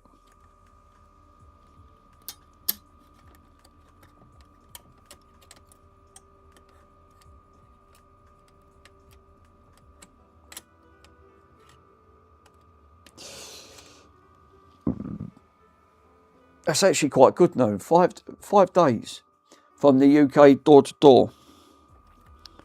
Obviously, depending what part of the Australia you are, up front, the further you go out. Obviously, when I last checked, because Ace is down in Sydney, so he's obviously. I don't know how far he's actually gone. Yeah, mine is different. I think mine is as a business post. It's like the tariffs are different, the costs are different. These are private to public services, so you actually get. Well, I suppose you would do because the good aspect is you can claim the VAT back because you're registered as a business. So on that, so business rates aren't going to be cheaper. Then they will be a lot cheaper than bit cheaper than what the average individual prices will be on that front. So sending large amounts of parcels weekly, yeah, because you get more of a discount and you can claim the VAT back, which is 20%. Because regardless to what you buy, stamps, anything on that is going to be a 20% discount. It's going to, not discount, but it's going to be a 20% added to it, which bumps the price up. I mean, you know how much, what's a first class stamp? It's got to be £1.50, at least £1.50, £1.60, which is daylight robbery. We never paid nowhere near that in the 1980s. They was moaning about 20 to 30 pence. God, if they only look back now, they'd have the shock of their life. What made me laugh, I was watching the cost of living in the 1980s. And people were moaning about the cost of living. And I went, God, they don't know. I said, I know there was mass unemployment in the 1980s. There was no jobs in the UK. Obviously, people were crying out to try and get work, and you couldn't get work. But obviously, people had families. So, obviously, it was down to the sole provider to actually go out trying to earn some money. You didn't. There weren't no jobs about. You went down the job centre, tried to have a look, and there was hardly anything.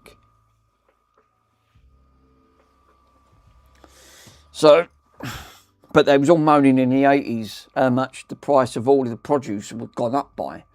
At the end of it, I thought, God, if they only knew now, they'd literally have something to moan about. But it's funny how it's come back full circle. Of the way these things have gone now, obviously we've got to the point where we can't afford it now. Can't afford to put heating on. Can't afford to have the electricity on for too long because it's obviously. But we never had that in the 80s. We never had issues when it comes to gas and electric prices because obviously now we have to get all of our electric and our gas from overseas on that front. Regardless that there's a big, massive oil refinery at Canvey Island, and it is one of the biggest oil refineries there. I don't get it. Obviously, that's if you Google it, you'll see how big it is. It's absolutely. I had to do pest control there, and we had to go in with a special suit because we couldn't have mobile phones. You can't have anything metal. We had to wear a special suit, but just in case. Because it's a massive, it's the biggest in the UK of the oil refinery on that front. And I thought, because it's obviously flammable fuel on that front, and they can't take any chances because obviously it's a lot of flammable stuff on there. And we had to be guided to actually be, it's 30 minutes. Yeah, I'm live in 30 minutes from Falkley oil refinery. Yes, that's what I'm saying. You imagine one of them oil refineries going up. Yeah, the flames up. They have to add them. There's not one. Well, it's quite a little way from where we are. But in Canvey, there's a massive oil refinery and the flame's always burning. And I actually said that. I said, why does that always burn? She said, that has to keep on burning. She said, one of them actually, she was actually Laura, I think her name was, because she was giving me a guided tour. She said that has to be burning to actually stop it from something to do with all of the excess gases or something like that, and that has to be constantly burning. So, but these refineries are massive. They are really big, and I was actually quite scared because you could smell the fumes. So I can understand why they've got a really tight tolerance. Yeah, for gases. Yeah. So, but they got these massive like cylinders, and they've all got like natural gases. They're all coming off, and you could smell it. I can understand why you can't go in there with that one spark takes it out at the end of it. Fancy living right next door to one of them. Jesus. Canvey's one. It's quite big. It's if you Google it, it is. One of the biggest in the. It is. I mean, they've got to have more than one, or they've got to have more than one refinery. And Mr. Rockhouse is just telling it. So Falkley oil refinery on that front. The UK will have different types of refineries out there. So yeah, I only pick up some of the e-waste from the military base for a while back. Before I went in, I had to sign off to the official Secrets Act, and was escorted by bloody hell, the MOD police. And they watched me like an hawk when I was like, oh, I bet they did. Yeah. It's again, e-waste. You're going on to the Ministry of Defence. Very tight. Obviously, it's owned by the government. Anything owned by the military on that front, it's going to be really tight tolerance. I had to do, the only one thing that I had to be guided for, and I was bricking it, I had to work down, when I was doing pest control and I was waiting for the bloke I was working, I had to go down, what tube station was it? Oh, fuck me, I forgot what tube station. It was over 20 years ago. It was one of the tube stations. It was just off from the embankment. And there was a tube station off from the embankment. And I had to go into the tunnel. It was shut down for maintenance. And it's pitch black. They've got lights, but they're every like 300-400 metres apart. So it's quite dark. And them tunnels are loaded with rats. Obviously, me being a pest controller, we had to reload the bait boxes up, but we had to be careful. You got live rails. Even though the rail was turned off, some of the rails had to stay on that front, and you can't see where you're walking. So we had to wear reinforced boots with iron. We had to have iron trousers, like up to we had to wear these iron shields around our legs, just in case a rat would have bit through us at the end of it. Do you know what? I was so glad to get out of there. It was absolutely terrifying. I couldn't do that again today. I'm glad I've done that job and just got out of there. But I had to be guided with the Transport for London. So the police coned that area off. There was like a cone. So they was waiting at the end, and I had to go in there with high visibility jackets, and they do it day in, day out. I couldn't do it. It was terrible. Yeah, I've had a full of the MOD's clearance. So I've had to install lots of the systems from the central London is to the, what's that? The Bicester, etc. And spent 2 years on that contract. Bloody hell. This is what I'm saying. It's interesting because you get to see, you get to know what other people used to do as well, which is great to share your stories. But like you said, you won't get too many stories like that. You just don't. It's funny, everyone's got a story to tell, or they've known someone that can actually say, bloody hell, I didn't know that. Fuck me, this ain't going in. This has got to go in here. That is cool now, Ozzy. It's like you said. Like, it's interesting. Things aren't very, very, right, you don't get to see you won't get to see too many of the too many things like that. Right, is this one going to go in? Get in, you bugger. Oh, for this is putting up a fight, guys. I've got to put this in because this pulls this down. This is the switching system, so I've got to get that in there.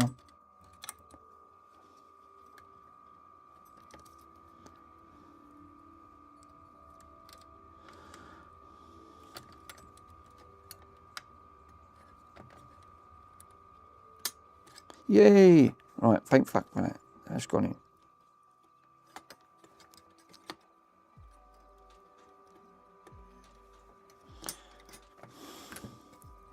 That pulls on this.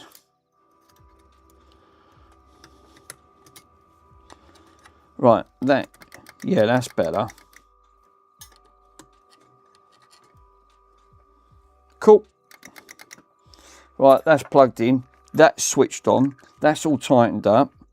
I don't want to switch this on. This is what Mr. Pico is saying. This is a live chassis. So, which he's right. It is a live chassis. But I won't have to get, if that fuse blows, I can get to it. I don't have to take all this out. Yeah, it's either that or it just looks dodgy.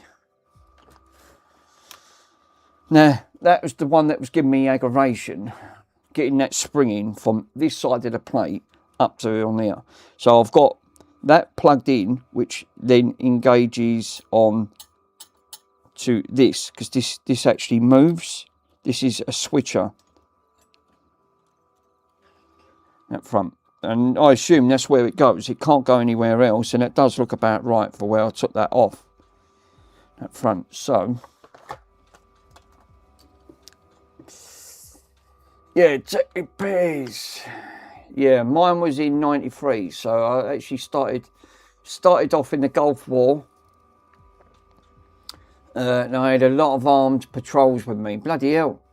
So I worked on the SAS based in Hereford, and there was another level of security. Mick, don't forget when you test it in bulb tester. Thank you, Mr. Pico. Tell you what, Mr. Aussie, especially working with the SAS, alongside with the SAS, must be an honour. They're one of the highly trained teams that you know. Obviously, you'll be all right working with alongside with them. Now, what I want to do just before I switch this on, I want to just engage this to see if this engages or not, because this is the selector.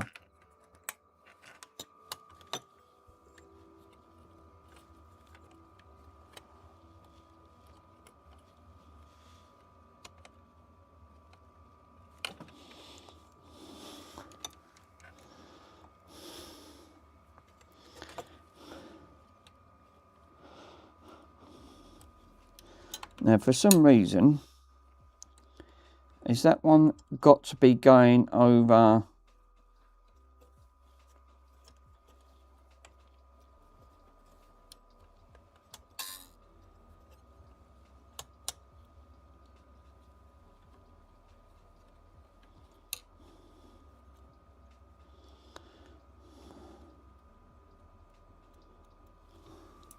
What is that selector for? Let me have a quick look to see what that selector's for.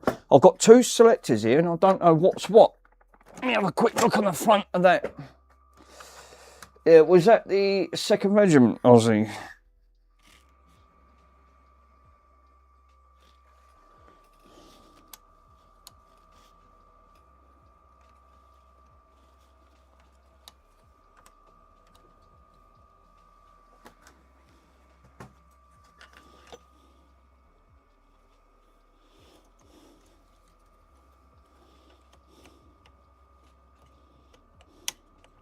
Because that's not even touching.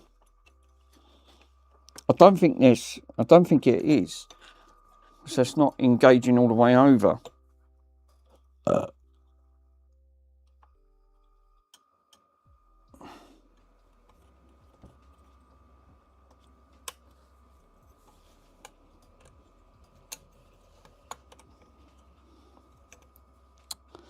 Ouch.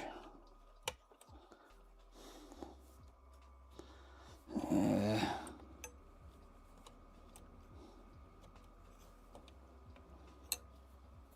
I think that's how they're supposed to touch, because one touches and one engages to turn it off.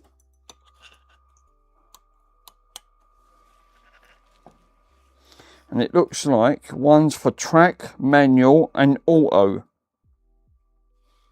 Then you've got the off button. So this has got like an automatic setting on it. And it's something to do with this up here.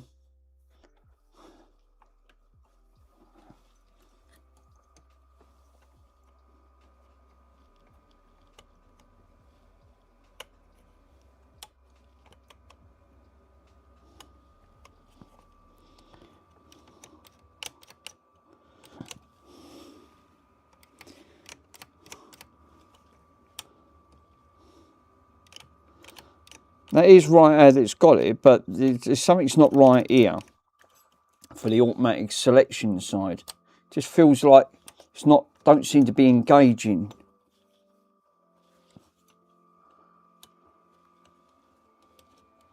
Oh, I see. You've got to push it down.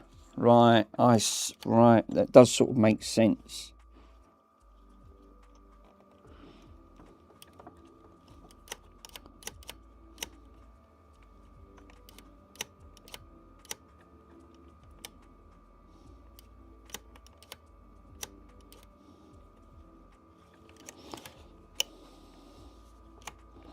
And you can't turn it because once it's engaged, it locks it.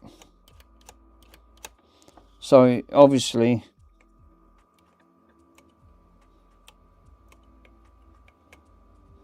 right, okay. It's a weird scenario, but it ain't going to stop it from switching on. So what I will do exactly what Mr. Pico recommends is, before I plug this in. Now I want to get to here. I don't want to make sure I've got no wires touching before. Everything else looks good. It does look good. Cool. So I'll plug it into the dim bulb tester. Yeah, tech repairs, yes. Based on there was actually, we were working on the early mini servers and actual data terminals. So that was with the 10 base T, the T coax as a link. That's actually cool, really cool. Right, dim bulb tester. Let's plug the dim bulb tester in. Now, obviously, I've got to leave it on. Leave the lamp on. I don't want it on bypass. Obviously, we want to limit the current.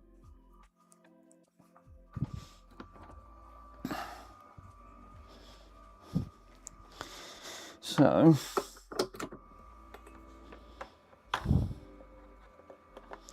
what I'm going to do is plug it into, this is what I said, actually, when it comes to vintage electrics, it's actually quite cool. Now, if I'm right in saying this should just cut out or be dim. If there's a full short, right, if there's a full short, then obviously the dim bulb tester will come on. Don't put it on bypass, because the bypass gives it more current. And I'm going to put that in a description, like a little note on there.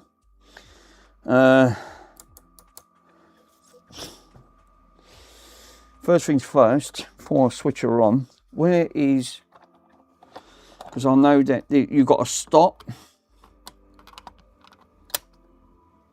It's on stop. That's pause, standby.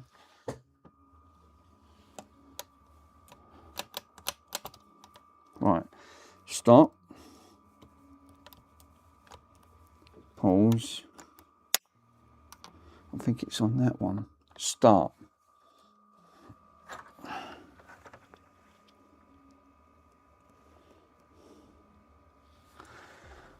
Let me put it on to don't think these are actually working. Because when I'm turning that, that's supposed to engage this. Now, before I plug this in, something's not right with that engagement. Will it go bright for short? What it should do, if I remember correctly, when you're switching this on, it'll bright for a split second and go off. That means there's no short. I watched Andy watched on these one, on that front.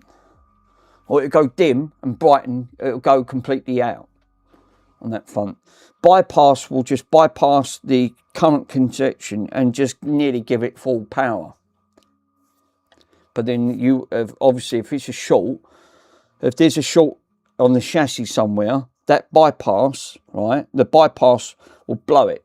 Obviously, I'll pop the fuse from the board and also blow this as well. So it'll trip out on that front. So what you're better off doing is limiting, depending on the wattage of the bulb itself. So it will go short, it will go bright for a split second, cut off, or it'll go dim and then cut off. I'm pretty sure that's how these work. But I'm just having a look at this connection here. This is where to do, because if you follow this goes onto the board, comes off the transformer, which is on this side here. So this is where all the power is coming in. So obviously the power is coming in from the switch, which is up this end, comes down, right, comes off from that switch, then bypasses it from the switch, goes on to these yellow and white ones. So we've got a yellow and a pink. The yellow and pink, if you follow it, goes onto the circuitry, goes into the transformer, back through, comes out the transformer, comes up on here, and then we got connections up here. And I'm pretty sure this is what engages it. Obviously, it's not going to work because I've got nothing on that front, but it ain't going to make no difference because there's no drive. But the motor will still spin.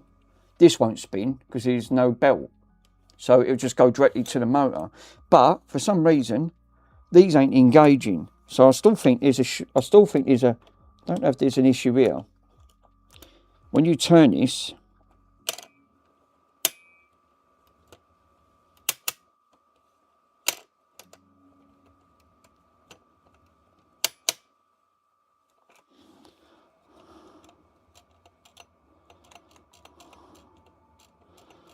pretty sure these are supposed to,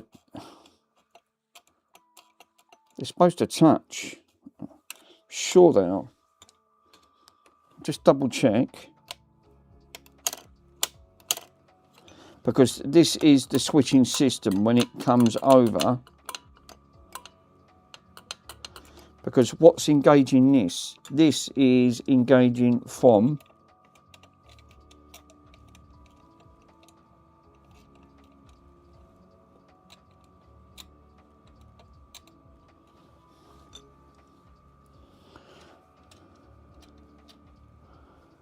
we've got part of the switching system, because when you have a look in here, we've got like a mechanism, and it's hard to show you. So you basically got like a mechanism. So it's something to do with this engagement, which is then something to do with this. This is what's giving it power. Yeah, you need to read this. Yeah, you need. That's a read style switch. Obviously, remember this is like you said. This is what they call a live chassis. So which does sort of make sense, because once the power gets fed in, this won't engage if these contacts ain't touching.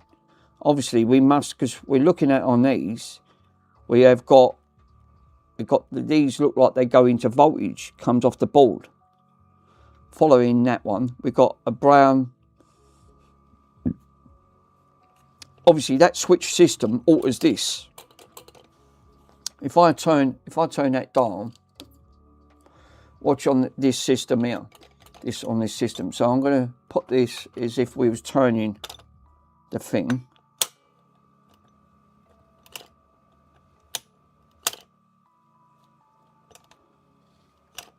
I still think there's something up here that's supposed to be eating this. I'm sure it is. but then I can't be 100% sure because nothing's engaging and touching that taking that down. It's not touching.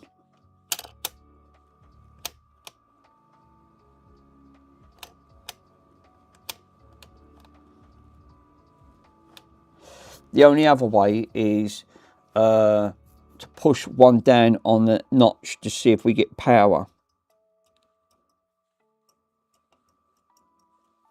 Obviously, I'm going to have to be careful because this is bloody live. Yeah. We see if we do first. Because one's a fast forward. So what will happen, right? Let me show you. It's easier to show you and explain. So that transformer is obviously going to be spinning this.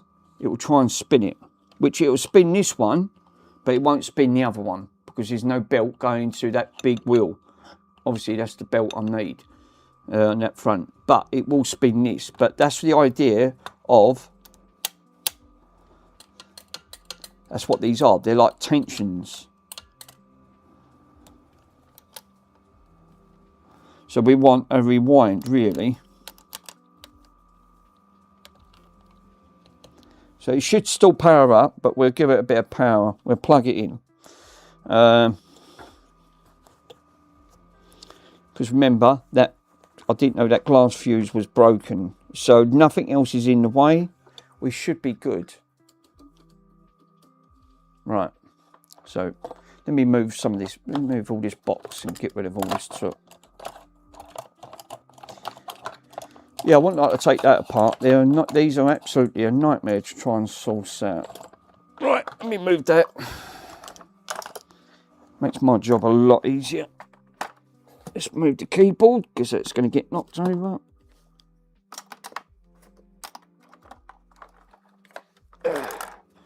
Right. I've got the bulb plugged into that. That ain't switched on. Lamp's on. Right. So I'm going to switch this on. Put the power on. Right. So at the moment, power's onto this. Bang. Thanks. Thanks, Pico. That's reassured my nerves 100%. You're thinking you're just you're waiting for power. Thanks, Carl, for power. Wait for him, bank. Right, so I'm going to switch it on. Nothing. Right, well that's interesting. And it is switched on. So she's switched onto the plug there. Off, on. The plug's in. Lamp's on. I have to hold that because of the thing, because it's so bright. But we're not getting no power. So this is what makes me think this is a live chassis. So that fuse absolutely didn't do nothing by replacing that fuse. And it is on. Well, that's interesting. Right, I've turned that off from now.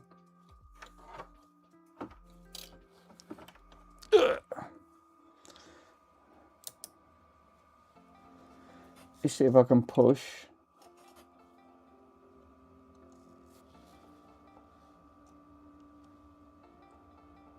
Nothing. I tried pushing in connectors, see if that'll make a connection. Nothing. Well, that's interesting.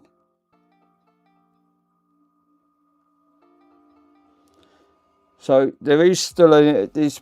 So then, what's causing this to stop? Not enough. Perhaps the resistance. Did you change the fuse? Yeah, I changed it. The only other way, what I can think of, there's not enough. The resistance from that bulb is pulling it down, not starting it. Yeah, did you check the fuse in the plug? 100%. You want my honest opinion? I've heard about this. I've read up a little bit. If the it's all right to test. That's all right to test if there's a short. If there's a short chassis. But the only thing is, sometimes these can be like a double-edged sword. So let me turn this off. I think this needs the full 240 volts for it to show up. And I think that is, yeah, you need like a wand detector. I have got a wand detector. It's funny you should say that, sir. Good shout. Let me see. I'm going to switch her back on. Right. Switch this back on. That's all live at the moment. And yeah, as you can see, we've got a live.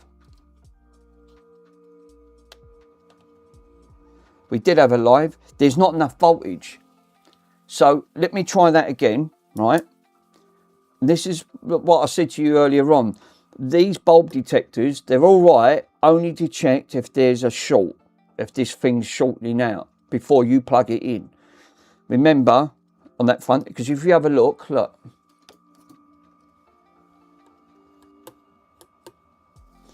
it did do. Yeah, there you go. So it's live. So we've got live going in, right? There is live going into this. And it's the same with this. If I hold this up, watch. If I turn that light up, you might be able to see it a little bit better, right? I'm going to switch her on. It comes on, watch, when it gets up. And then it goes off. So that means the power from the bulb is limiting the current going to this.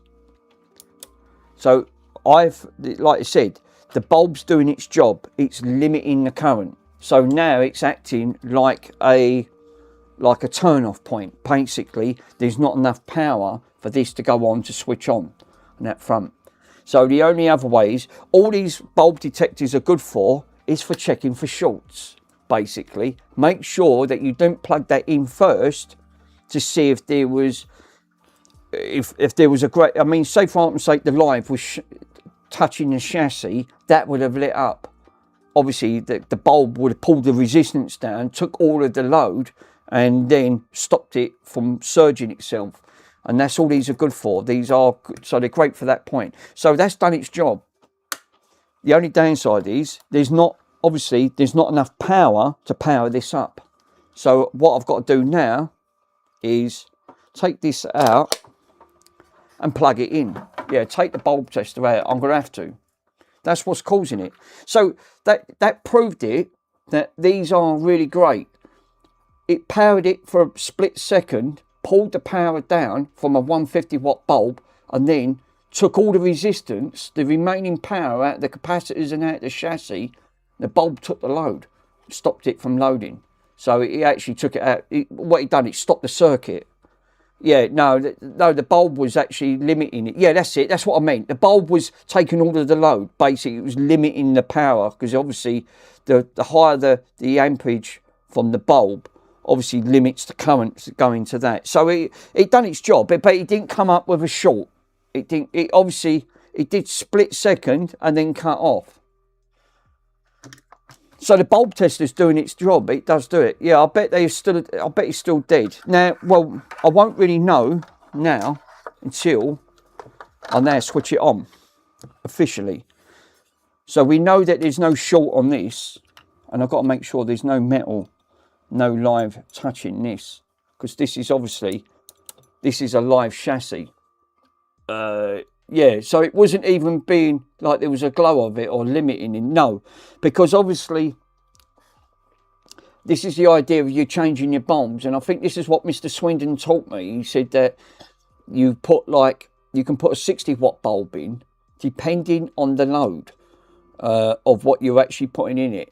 So it's on the wattage side, obviously the bulb limits the current, and if there is a short, the bulb will take the load and stop it, and it will just tell you that there is a problem. And so all that is a detection to make sure that there ain't a problem with the live, just in case you plugged, say for example, I plugged that straight in and it went bang, cut all the stream out, I mean, it'll cut off quick, because obviously but that would have then damaged something inside it. So the bulb detector limited the current, took the load, to make sure that there weren't a problem on the circuitry, and obviously there ain't. But it won't show you there is an issue, but it will just tell you there's a problem. It's a grounded short somewhere, obviously, and that's what I assume. Yeah, so yeah, actually, yeah, so yeah, so they obviously did detect there's any issues. So in theory, it should be good now officially switch her on. But it's still, like I said, a live chassis. So I'm going to switch her on, right? We've got no light, but I'm going to test to see if we got the same. And no, we got power up here, power there, no power down here. Well, that's strange. How weird is that? Do you reckon there's a break in the wire? Watch this. Right, I've got power there, right? Obviously you can see it. Power.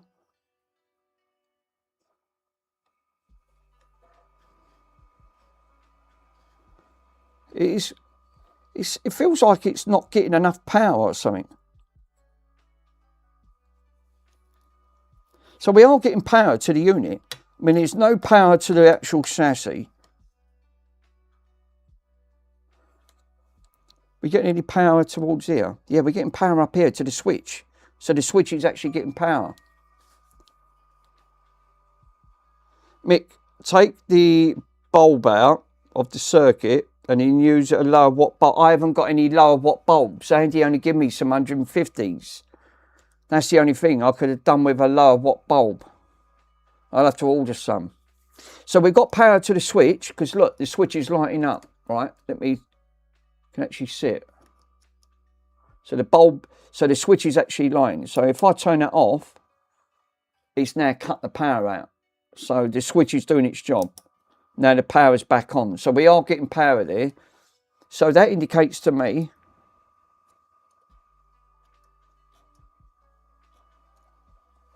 no. So we're still not getting no power. Obviously I'm gonna have to be really careful here.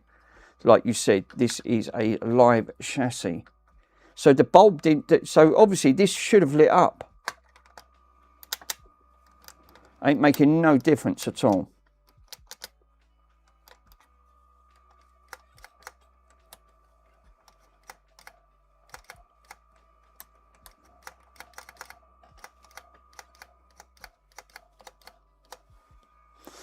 Nothing, absolutely nothing. So we've got nothing on that front. So something else is killed the circuitry, which I don't quite understand. Like I said, we've got the power's on. We've got power going to the lead. So within that dim bulb circuit you have 3.1 kilowatts available of power. Well, I should have full power going to it, which it does. It looks like it's going straight to that switch, the switching system. So I'm trying to follow where this goes from circuit and where it goes to. Obviously, oh fuck, I've got zapped. Obviously, my hand slipped off that front.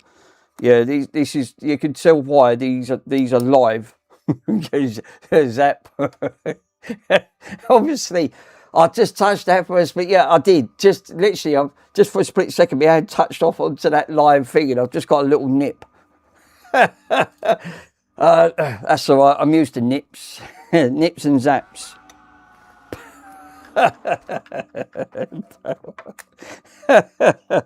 Well, we haven't got a short, so that's one aspect. Yes, but obviously, I thought this would have.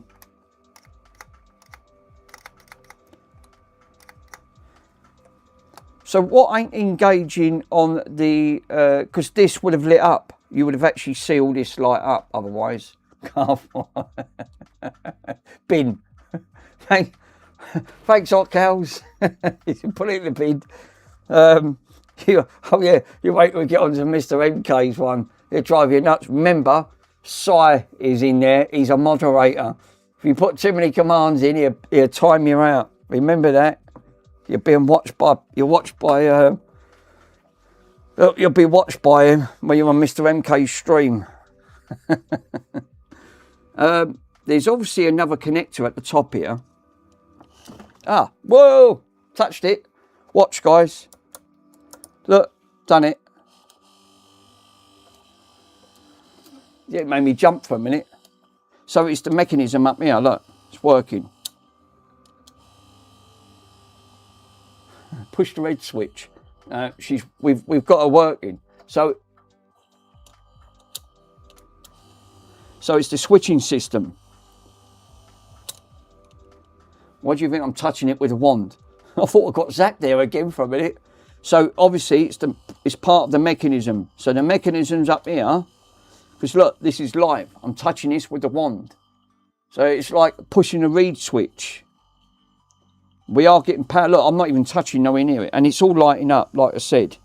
It won't power up from that.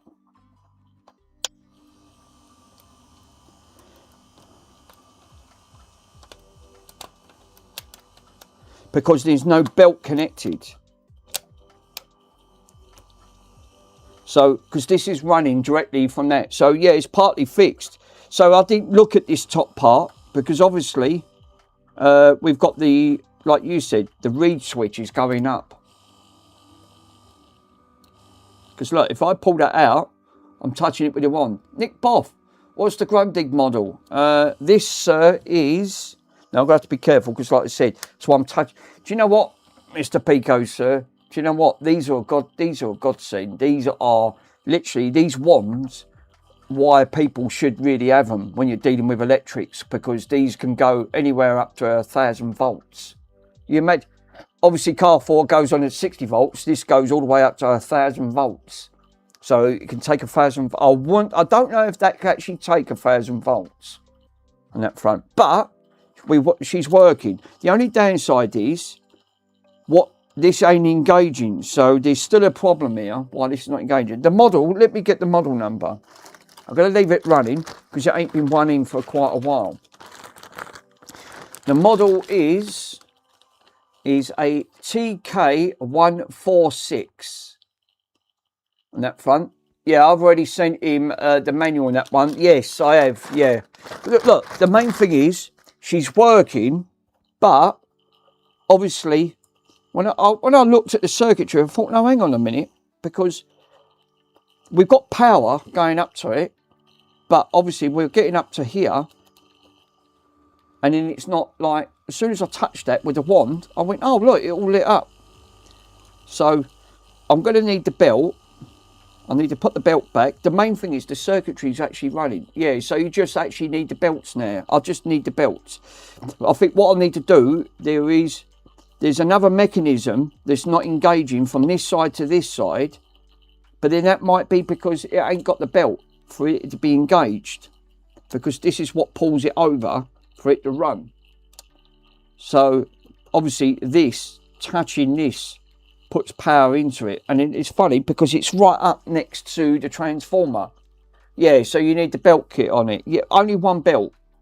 I just need one belt from it. It's got to pull from this, which pulls this over, that then engages this side. So then, because if I move this over, that's what runs, and if I move it over to here, that then pushes this over as an engagement, and then turns the other side. But obviously, I didn't know that I weren't getting no power. Yeah, see? So now it's stopped.